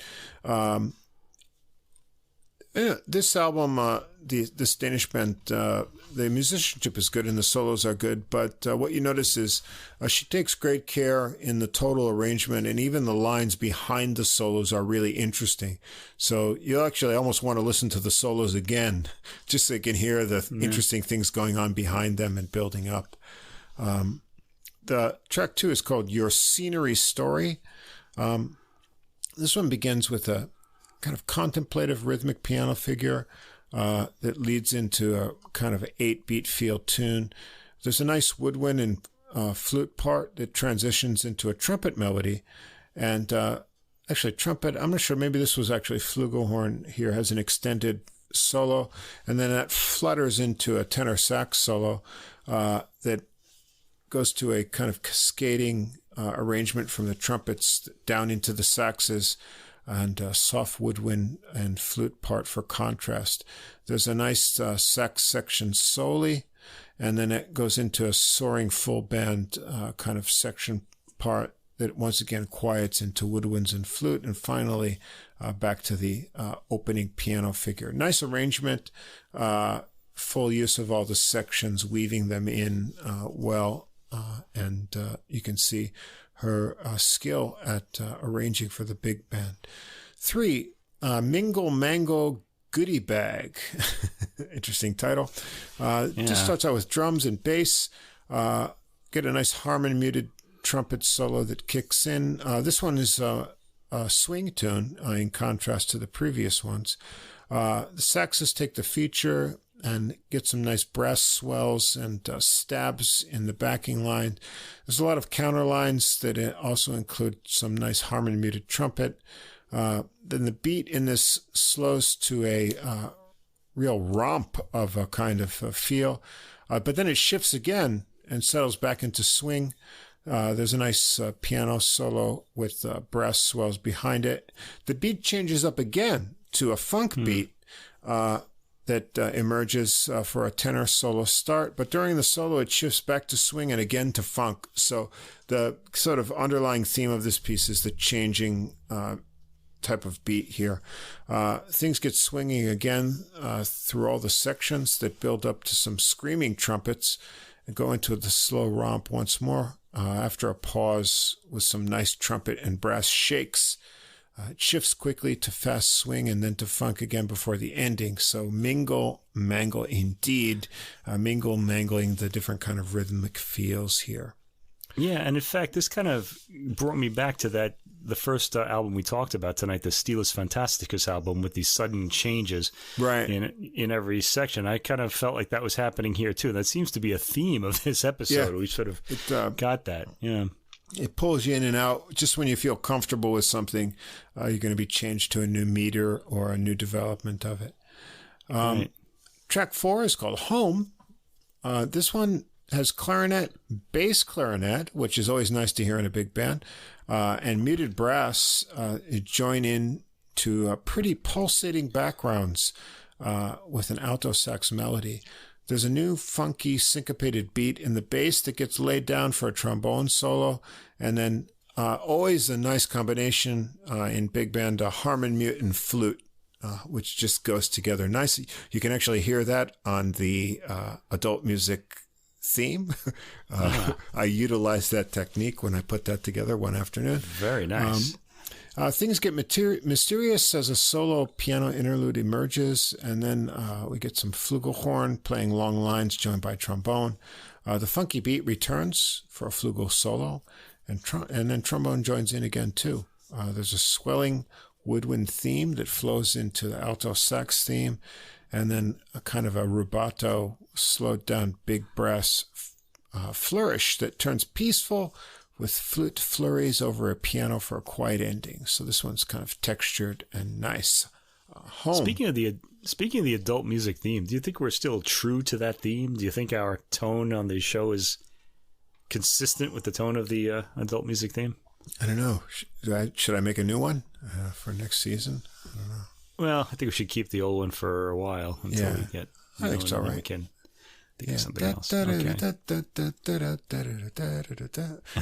I thought it was kind of cool. It just popped into my mind, so I captured it. No, I like the theme. I'm just wondering if we are kind of being true to that tone or something. I don't know. Are we adult enough? Let us know. Yeah, you can let us know. If you don't like it, you're welcome to commission a new piece. Send your checks to Russell Hubert. Yes.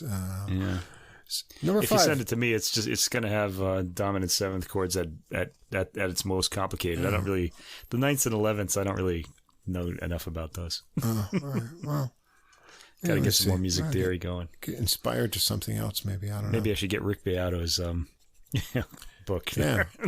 Learn about them. We could make an atonal theme. Man. We could get rid of the non-serious listeners right from the get-go. Yeah, that would make our audience go down to about 4 or 5 people, and we and they're probably people we wouldn't want to meet. So yeah, we could have a 12-tone theme to start out or something. I don't know. We could just keep that until at least next February when season 2 starts. Where were we? Oh, track 5, Mimi's March. This one is kind of, I don't know, it's not really a march. It's kind of a big band that starts with a full blast into a shuffle. The sax arrangement is kind of cool. There's even some piccolo added in here, so you get that high woodwind thing here. The arrangement builds up into a trombone solo where he gets really funky. There's a nice wind soli here without the rhythm section, so we get all the woodwinds working here. And the bass is pulled down by the tuba, which is a nice switch. Get that low brass in here instead of the string wood bass. The drum kicks back in, and there's a nice dirty back Barry sax solo between the band lines. He gets some real of those low honks that can only be done on the Barry here, so that's satisfying. And then the full band swings back in and gets into shuffling again with some surprise punches at the end. Number 6 is called On That Side. This is a bluesy and bendy bass intro. It gets kind of a spy theme with a menacing sax line. And the band builds up into a hard swing with some big brass hits. Those kind of things give way to a trumpet solo with a brass section in the middle and onto a sax sectional piece in the middle that has a kind of counter muted line in the brass instruments.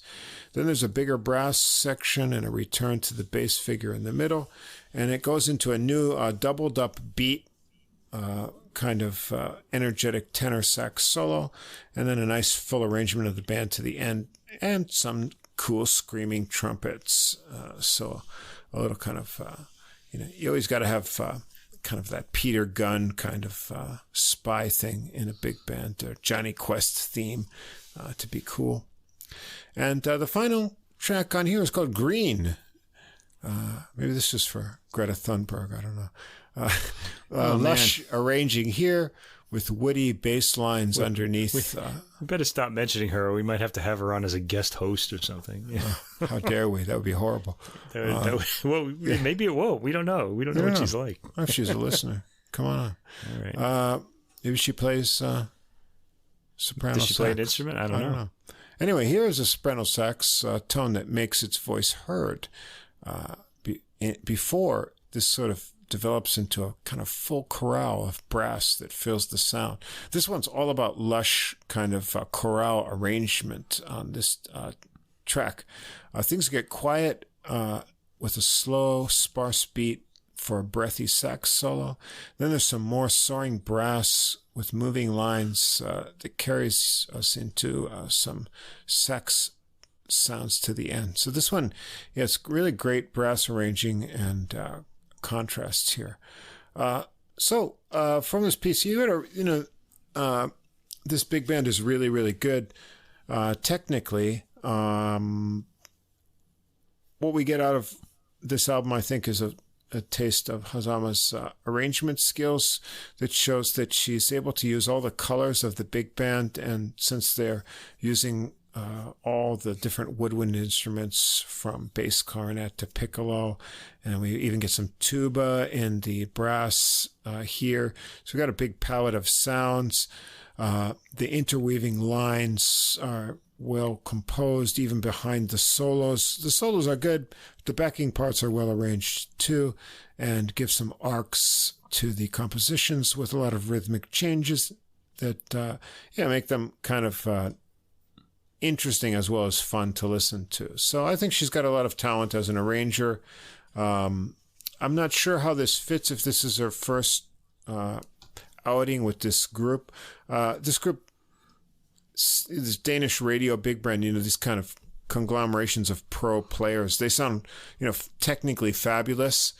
I wondered if she had her own regular working group, if it would get a more intimate feel around that. I don't want to say it's sterile. It's not. It does sound good, and they seem inspired by her compositions. Overall, I found it kind of interesting, and I liked her arrangements. You say arrangements, but I feel like this is a very composed. All these pieces are very composed in the sense of like a classical composer. I feel like because the music has sort of a direction a lot of times to it. Yeah, they're her original compositions too. But I think when we talk about big band, you can compose something, but to me, what makes it unique or worth listening to is what you do with the instruments. And, right, but what I mean is I feel like they're like more harmonically complex than what you'd normally get with a big band, where you get a lot of like really explosive playing. The chord progressions are fairly complicated in really all of these works, and I feel like these charts might have been taking some effort to read. I don't think. Again, I think they'd be hard to improvise off. Not in the solo sections, of course. You just go over whatever chords are being presented. But I've heard like key changes and all sorts of things going on that were happened only like once in the work and sort of things like that. So.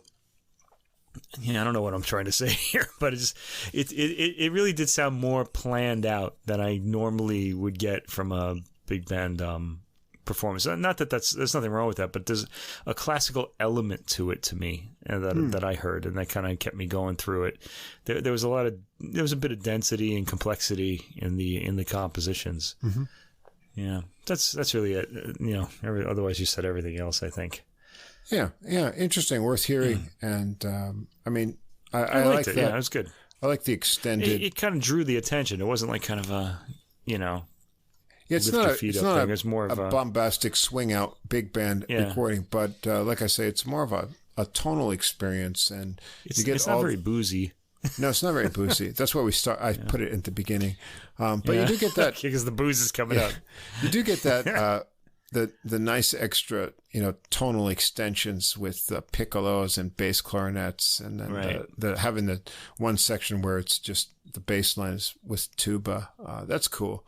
If you're gonna have a big band, you may as well exploit the capabilities of the players and get some, extra kind of timbres in there, and she's good at imagining those things and how they add to the compositions that she wrote too. So I thought it was good, and I think I'm glad to see someone, as you say, if she has sort of a classical background to composing and then arranging in the sense of picking the parts out, to apply that to big band is a cool thing.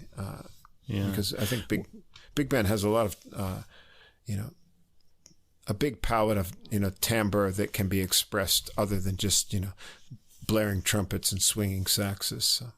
Yeah, I thought of this as worked out as, say, like Maria Schneider, another woman composer, director, who works with the same musicians all the time. So it kind of put me in mind of that type of work, even though they're not similar, really, but they're more complex than you would normally get, I think, as far as like planning out the entire work where it's going to go towards the end. Right. So, okay. So moving on to recording 2, and this is I'm not quite sure. This is Stephen Feifke Big Band Prologue, and it's called Prologue. Yeah, which prologue to what? We don't know. Prologue. Well, this is what I think, because we reviewed his big band album Kinetic back in episode 11, which came out this year. So I think Prologue is the prologue to that, which was. So this recording was actually made in 2019, although it has just become available in October now. So go figure. Yeah. Well, this and also the album following this, I think, are largely digital online releases. I haven't. Wait, there's another one after this? No, I mean the album I'm going to talk about after this one. Oh, I see. Okay. Yeah, so I think like this may be just like they recorded these, but then the distribution and availability was a sort of afterthought, and so maybe this was called Prologue because it was recorded before the previous one, although it wasn't put out, or they had extra tracks, or I don't really know because there's not a lot of documentation about these online. Although that's a shame. But that's why I like having a CD. Feifke and the album afterwards, you can find a lot of the recording studio videos on YouTube, which is really cool. So I think that's how they're kind of building up a following with that. We really liked Kinetic back in which was his original compositions, Kinetic, right? Some of it was, I think. Somewhat, okay. Yeah. I got to go back and look at it. I actually bought that one. I have that on a CD now. Oh, so that was available on CD. Yeah, that one was. This one I didn't check for. Yeah. And this one is mostly jazz standards here. Yeah, and with a lot of guests, and it's very fun and satisfying recording. I won't go through the full band personnel. You can check that out at Stephen Feifke's own page. I'll just point out the highlighted soloists and other featured players here. It starts with jazz standard Caravan. However, it's interpreted in a little different way with a new kind of syncopated rhythm that's doubled in the piano and bass lines. The melody is introduced on tenor sax, and then it's carried by the whole sax section, swinging with a lot of nice trombone and muted trumpet counterlines. The new syncopated underlined rhythm comes back, then alternates with kind of swinging and new harmonies behind the tenor solo, who was also featured on the previous recording, the Kinetic Chad Lefkowitz-Brown, and I guess he goes by the shortened name Chad L.B., and the next album is by him as well. So I guess we can call him Chad L.B. just to save space here. So he really burns it up here, as he does in every solo that he plays. And you just said that. I just noticed that now that he's the guy. His other album is his too. Jeez. And after his solo, there's a cool trumpet section soli, and then the band arrangement builds. He exchanges phrases with Jimmy McBride on drums before it returns to the kind of intro phrase. So, it's a well-known tune, but the arrangement and the rhythmic treatment of it is fresh, and it really swings, as does everything on this album. He has a wide swinging capacity there. And number 2 here is My Favorite Things, the musical tune which John Coltrane turned into a jazz standard, and this is Rodgers and Hammerstein. From the musical. Here we're going to hear on trumpet Adam O'Farrell, who we heard last week on the Kevin Sun Bird Three Bird, or whatever the name of that album was. We still haven't figured it out. With the Charlie Parker arrangements, and also featuring Lucas Pino on tenor sax. This one, like Caravan, gets a new syncopated original kind of intro. Same kind of idea with the bass and piano doubling up. The trumpets start the melody, joined by saxes. Some cool brass lines that are also mixed with guitar. And then things settle into a trumpet solo by O'Farrell, and which he seems to fill his solo with like an interval study. It's kind of a different solo approach to this one. Then Pino gives us a different feel with his tenor sax. He builds it to a nice climax, and then the screaming band comes in, backing and cheering him on. There's a syncopated piano and bass interlude with some tasting drumming that resets things back to the kind of original feel to build up the band again. And there's another rhythmic section with some really thick guitar kind of parts and an original outro to the tune that builds to a full band and then a quiet piano chord ending. So kind of an interesting arrangement to my favorite things. Number 3, Don't Get Around Much Anymore. Another old jazz standard favorite. This has Richard Saunders on vocal. And I got to tell you, Richard, you fooled me at first because I thought this was a female vocalist, but it's not. It's a young dude here. Yeah, my notes say this has a female vocal. Yeah, I guess he fooled me too. Okay. Despite gender misidentification, the vocals are really swinging, and Richard has really nice vibrato treatment, and the whole tune has a nice medium swing behind the vocals, sort of as in the arrangement. There's great descending trombone line, and then again that wonderful combination of muted trumpets and flute for backing. Really great arrangements, and as it goes through, it modulates, as a tune like this sometimes does, but it really gives it a nice lift. And interesting vocal quality for Richard Saunders, but he really does. I said it was a good vocal, but that's what happens when you don't get the CD. You don't know who's singing. You can see this one on YouTube, though. All right. Then number 4, I've got The World on a String. Another jazz standard. Everyone knows the Sinatra version, I'm sure. This one gets a kind of syncopated and reharmonized treatment, and the vocal is by Benny Benek III. I believe he comes from a generation of trumpet players. He's got more of a baritone voice, unmistakably male, but he does get a bit of a Sinatra tinge on some lines here, and then he kind of soars off into some kind of classic kind of Sinatra-esque kind of things. He gets up high a bit too. There's a bass solo and a trombone section solely, and then Benek comes back for a surprising extended scat vocal that goes really all out on this tune. It's all about the extreme scatting out here. So he's having a lot of fun with this one. Yeah. Number 5, another classic tune, Stardust, featuring female vocalist Martina da Silva. Okay, so I got it right this time, female vocalist. Yes, okay. and this one has a really lush intro arrangement, and then she starts on, some versions of Stardust start on the verse, sometimes I wonder. This starts with the, from the original full intro to that. And De Silva treats this really nicely. I really liked her voice.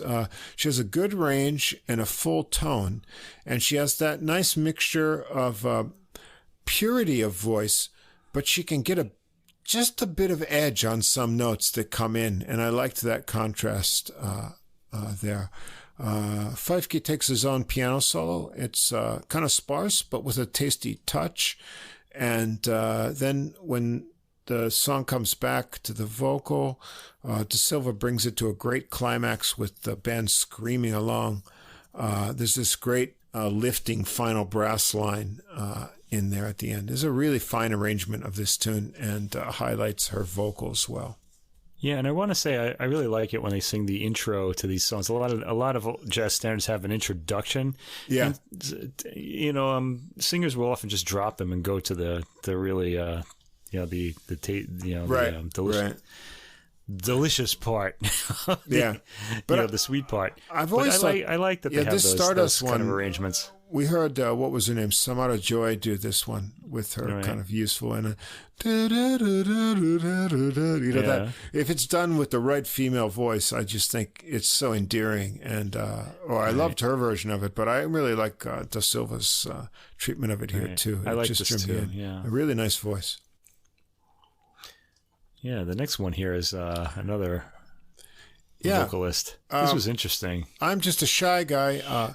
Michael Moenso. And I believe he's African-born. He's from Sierra Leone. Okay. Sierra Leone. And he's a trombonist as well as vocalist. And then the tune also features Gabe Med on trumpet. Well, there's a lot of clowning going on in this one. Moenso has fun with the phrasing and oohing here and there and laughing. But I think he's also having fun with his accent. Because I think he's got a bit of an accent from Sierra Leone. And there's a lot of space to do that because the tune has kind of a loping swing beat arrangement. It also has some excellent sectional solo part with some screaming trumpets. The Med's trumpet solo is really excellent too. He does it with a kind of puckish articulation in the kind of old swing style trumpet that we don't hear a lot of these days. So it really matches the theme, and it goes on and on a bit to give Moenso room to sort of embellish it, and so they do modulate it. As it goes on, it gives it another kind of lift to the end. One note I noticed behind that when they're doing it, there's a little bit of a plunger mute trumpet that's always cool to hear. So just kind of a fun vamp with vocals and treatment of this tune. Thank God people still listen to old records. That's what I want to say. Yeah, because they keep a lot of those techniques alive. Take a look at this. These videos on YouTube. I mean, this is a really young band. I mean, I'm getting old, but I mean, I used to play this kind of music when I was young, when I was in high school and university playing trumpet in a big band. And I'm really happy to see like awesome musicians, like a whole band of mainly youngsters keeping this kind of music alive. So that's really cool. We got 7 Second Wind. I'm not sure the origin, if this is an original tune or not, but it's kind of cool. It starts with an angsty piano riff intro, and it builds with a hard swinging sax melody, a big trombone line that starts out as a real screaming band arrangement. We've got Andrew Gould here on alto sax, and he takes a searing solo with very cool harmonic explorations. I really enjoyed this sax solo. And we get a very cool swinging guitar solo from Alex Wintz. This one really that kind of pure-toned guitar that really swings off. The piano riff comes back with some light and tight subdivided drumming underneath, and then builds the band up to the end with some final drum breaks and the requisite scream ending. Very cool arrangement for this one. Number 8, The Way Up, and this one begins with muted trumpets that play against some saxes in the intro to a piano section and some horn blasting. It's a fun horn arrangement with a playful melody. It turns bluesy sometimes. Then Feifke gets another solo slot here. He keeps his solo packed with interesting rhythms. It's backed by trombone hits and building horn lines. And this one features Adam Larson on a tenor sax solo. His tone is kind of unique, different from the other saxes we've heard so far, in a kind of muffled, kind of nostalgic way. The band builds behind him and swings along into a free-for-all kind of bursting solo thing, but that gets strapped together for a more cohesive end. So that's wraps it up for this album. Another really swinging, hard-driving, cool arrangement album from Fiefke. This band is full of young, exuberant players and a variety of soloists and interesting vocalists that he's drawn in to here. So I think, this is really exciting big band music, and I'm glad that he's able to assemble these players and put out these recordings. Yeah, what you'd expect from a big band album, and it's just like you said, it's really reassuring that all the players are so young. Because this is gonna go on, I like Fiefke himself too. I told you I bought the Kinetic album. Right. I liked this one too, but that one I just wanted to have because of the energy, and I really liked the energy in this one too. It's a young kind of energy. I can tell because I don't have it anymore. I wouldn't play like this now if I played jazz. But so really nice to hear. The only kind of track you could shine on would be "Don't Get Around Much Anymore." Right. Yeah. Maybe, although, might have gone, but what for? Only if it was being sung to me, I guess. Yeah. I don't know. All right. Anyway, what do we got? Then, Fiefke. What's next on this Joe Rogan length podcast that we're doing? I think this is the longest one ever. Wow. Fiefke, compatriot, and how can we say? Saxophone, kind of new name exploding into the world of sax. Chad Lefkowitz-Brown, who we mentioned before, I guess he is called by Chad LB, so we'll just call him that to save time at the end of this long-growing podcast, has assembled something unique here with his recording Open World, which is hard to find out information about anywhere, but you can get a hold of the download at least. I don't know if it's available on physical media. This is on La Reserve Records as well. Chad Lefkowitz-Brown and the Global Big Band, and global indeed. This is a corona pandemic produced recording. In that, it was recorded separately and put together piecemeal from online recordings of players in countries around the world. And I won't name all the players of the band, but if I just go through some of the countries, we've got Russia, Peru, Japan, Egypt, Israel, UK, Brazil, Canada, Cuba, Germany, Mexico, South Africa, Switzerland, Estonia, Jamaica, Australia, and others here. So we've got about 20 countries here of players around the world who contributed tracks either in studios or their own home studios to the arrangements here. And I have to say, the results are pretty amazing. I thought so too. Not too different from the way modern recordings are done, with layered tracks in the studio. Of course, I always think, you get the most cohesive and best sounding things that are done live, and that's why some of the older recordings are just great with a few microphones, and you get that bleed over of the harmonics and the sort of spatial kind of characteristics. But that kind of thing is largely gone in most modern recordings, and things are done, in track by track basis. And if that's the case, then something like this becomes really possible. But I thought things are really cohesive and hold together really nicely here, and all led by young sax phenomenon Chad Lefkowitz-Brown from Elmira, New York. Ooh. Is that there's an uninspiring place to go through it all the time on my way out to Fredonia. But he's an amazing player with gobs of technique, and he's got this global big band recording. In addition to these international players, we've got some special guests, including Arturo Sandoval, world famous trumpet player, and to top that, even Randy Brecker, and a series of other players here that I'll mention as we go through tracks to track. And so all familiar tunes here as well as with the 5-key recording. We start out with A Night in Tunisia, right? The jazz standard. And this one starts out kind of familiar. This tune has a kind of alternating straight and swinging sections.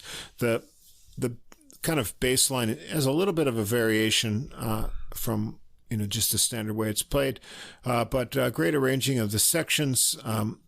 And on the transition interlude section, it's got a great bubbling trombone. It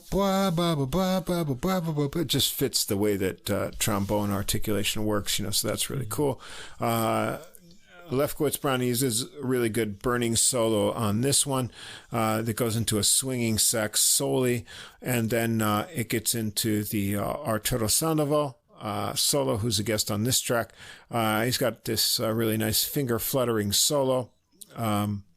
The whole band swings it out before a drum break from Brian Carter, and then Chad Albee comes back for some final flurries and the requisite scream ending from Sandoval for an exciting kind of like a Louis finish. Armstrong type high note. You squeeze that out. He just squeezes it out there. So that's very cool. That was very cool. Track 2, let's keep the trumpet energy going with Chick Corea's Spain. And this is a really nice arrangement. Starts out with a bowed bass intro, softly building horns. You won't know what's going on here. Then the sax and trumpet introduce not the Spain theme, but the Concerto de Aranjuez from Rodrigo. By Rodrigo, I noticed that. It's like, wow. Nice pairing. Anyway, and when you get... I should mention, who do you call it? Miles Davis did an arrangement of this as well. Sketches of Spain. I kind of recalled that. Yeah, so Sketches of Spain into Spain. It's a clever and logical connection. Once you get lulled into Concerto there, suddenly the rhythmic feel comes up in the piano and takes you into Korea's tune. The melody nicely doubled in the guitar behind the instruments. It kind of screams into stop time with Lefkowitz-Brown's tenor solo that turns into a samba beat. That kind of gets established there. He's got a really nice edgy tone and articulation here. Fantastic backing figures in the arrangement under the solo. There's a short interlude into Randy Brecker's always fluid trumpet solo. His tone is, one of the, maybe it's just because I'm a trumpet player, but I always recognize his tone. It's so unique. It's got this thick kind of bass, but also an edge to it. And when he gets in the upper register, it's really laser-like. And he sounds really great here as usual. There's a rhythmic guitar interlude section, and then a nice piano solo by Holger Marjama, I think, if I'm pronouncing it right, the piano player for the whole album here. And the band builds into a section with a nice tenor cadenza and some final screams. So really clever arrangement of Chick Corea's Spain. A lot of screams on this album. Yeah, a lot of screams. I like them. Yeah. Let's see. Track 3, The Waters of March. And this is kind of interesting arrangement featuring Andrea Motis on trumpet and vocal, a musician from Spain. We get a light percussion intro. Then some searing tenor lines that go into the relaxed beat of this familiar Hobeam tune. And Motis delivers the vocals in a nice breezy way, like you would expect on this tune. Lefkowitz-Brown, he plays on all the tunes. It's his album, so he solos on everything. He fills lines in behind the vocalist. The bossa nova arrangement is nice, and Batista also plays a short trumpet solo, and then Lefkowitz-Brown comes back for some more soloing. So a little bossa nova diversion here. She's Spanish, but she's singing in Portuguese. Portuguese, here, right? yeah. So I guess it's not much of a stretch for her. Then we get number 4, the Sonny Rollins tune, Erigin, which is Nigeria spelled backwards, kind of a jazz standard. And this one has an original intro before you hear the tune, and then things get really hard swinging when the melody comes in. When you probably recognize this melody, all jazz fans know it. There's a super full band arrangement that really burns, and we get feature alto sax from Miguel Zenon, who has a really clear sound that breaks out into a rhythmically interesting and a really well articulated solo. Then Chad L.B. himself rips into another solo of his own here. And then we get a quiet break in the tune and a nice creative trumpet solo from Sidmar Vieira, a Brazilian trumpet player who guests here. Nice trumpet solo. And then the arrangement continues to layer and build to the end. I was really impressed by Zenon's solo here, by the way. He traverses the entire tessitura of his instrument like just with this incredible fluidity. He has this really fluid kind of way of playing. He's one of those players who has that kind of fluid tone that just sort of, it's really unique sound that makes you sit up when you hear his tone. Right. 5 is India, John Coltrane tune, and this one is the sax and guitar double up on the melody, which is kind of cool. Chad L.B. here solos with a pure tone guitar solo, also from Lionel Luki, and another new alto sax flavor tone from Makar Kashtin, a Russian sax player who's now based in New York. So another international voice on here. Track 6, a bit of a surprise in arrangement. This is another Sonny Rollins tune, St. Thomas, but it's introduced with a new kind of original intro, and rather than the calypso feel, we get kind of a waltzy, relaxed version of it here. Something different from the the calypso tune everyone's familiar with. It's not so calypso this time, but the arrangement is fresh and it goes in new directions.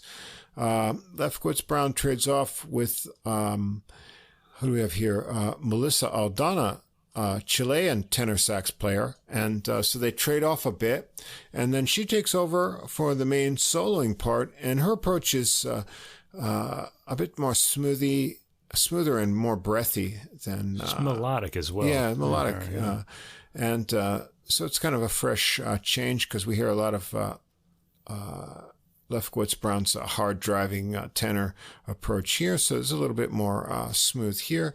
The band arrangement and solos often hint at the original theme, but the solos and the rest of the arrangement go off with some different harmonic liberties here. They, really stretch this kind of calypso tune a bit, and at the end, the two tenors come back in and join together here. So I thought it was odd that they didn't do this in the calypso rhythm because it's named after St. Thomas, where the this kind of music is played. So I don't know how that kind of fit. Incidentally, we should mention that not only are these musicians from all over the world, but most of the pieces on the album are all named after a place. So it's kind of like a trip around the world as well. Yeah, they are. I hadn't thought of that before, but they are all. Right. Yeah, we've got Tunisia, Spain, the waters of March. It would be, I guess, Portugal there, because of the Brazil, the Bossa Nova. And we've got India, St. Thomas. Nigeria, St. Thomas. Nigeria. Stockholm is next. Then we've got a French tune, and, then I guess the concluding. Well, we'll get to that when we get to it. United would be everybody together, I guess. All together. Yeah, we are the world. Nice theme. So 7, Dear Old Stockholm. This is usually done as a slower kind of tune, but this is swinging right from out of the gate here in a more upbeat version than we're usually used to. But the arrangement is really great. Another inspired solo from Chad Lefkowitz-Brown. The band turns it into a halftime swing for a really bluesy solo from Etienne Charles on trumpet, which is cool. And he has some nice hits that are well fed by the drums. Another nice piano solo by Holger Hazama from Estonia on piano. And this is also a bluesy kind of solo, but some interesting harmonies in the runs here. Track 8, an old tune, La Vie en Rose, an old French song. Made famous by Edith Piaf, in fact. Yeah, Edith Piaf, and I think even Louis Armstrong sang this one, and a lot of other vocalists. And here... it gives a feature for Bria Skomberg, a Canadian trumpet and vocalist. And this is nice. It's a mix of tender vocals and real swelling big band arrangement. And Skomberg does a nice job on the vocals, and she adds a kind of lilting, also lyrical trumpet solo. And when she comes in for the final verse, she switches to French. She sings it in English, we should mention, because it's a French song. Yeah, she sings it in English in the beginning, but she switches to French at the end. Nice treatment here, nice touch. And then the album closes out with Wayne Shorter's United. And this one starts out with kind of a conga, sax, and trombone intro. It builds into a full band with the 6/8 feel of this Wayne Shorter tune. Lefkowitz-Brown has his solo spot. And then we get Makoto Ozone, a Japanese pianist, with a shot at a solo on the keyboards.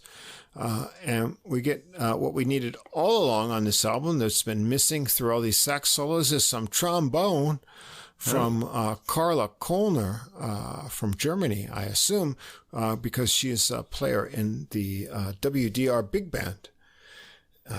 And then the final section of melody has some great brass stabs interjecting.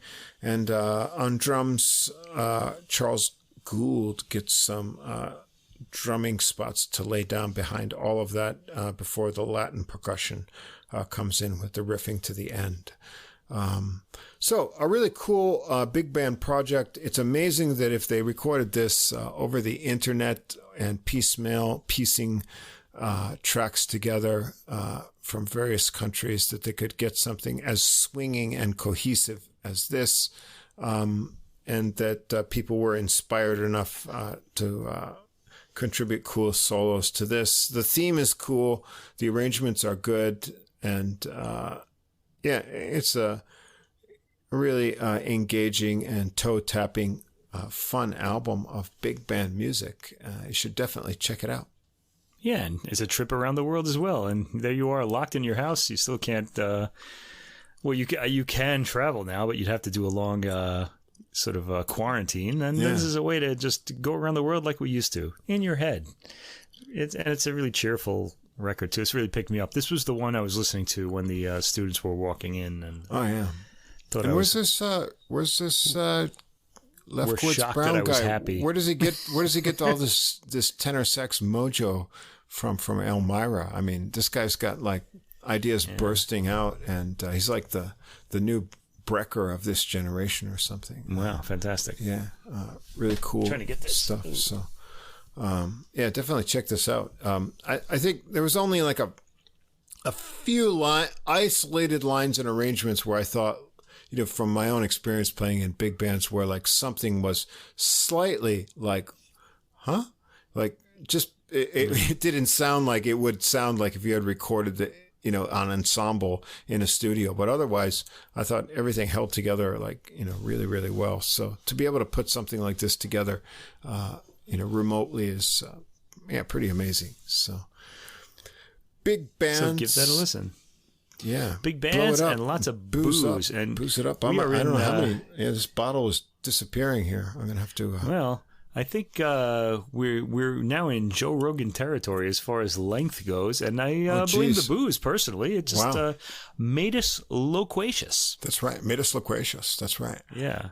So I enjoyed our loquacity, actually. There's a lot to say about these really great recordings. I enjoyed everything. Music, like I said at the beginning of the program, when I was much younger, there's a lot of good stuff coming up upcoming weeks, at least in classical, and I'm sure in jazz too. Russ makes the jazz picks, so I'm guessing those are going to be great. So without further ado, we bid you We'll let you go now. Yeah, this has been episode 34 of Adult Music, the podcast with music for the mature mind. And if you stayed with us this far, we appreciate your attention. Please do subscribe or like on whatever platform you're listening to us on. And if you'd like to contact us directly, that would be at Adult Music Podcast, all one word, at gmail.com. We'll be back next week with episode 35 featuring new classical and jazz picks to entertain your adult there's no need to hurry now. I mean, we're already way over time. That's right. It doesn't matter.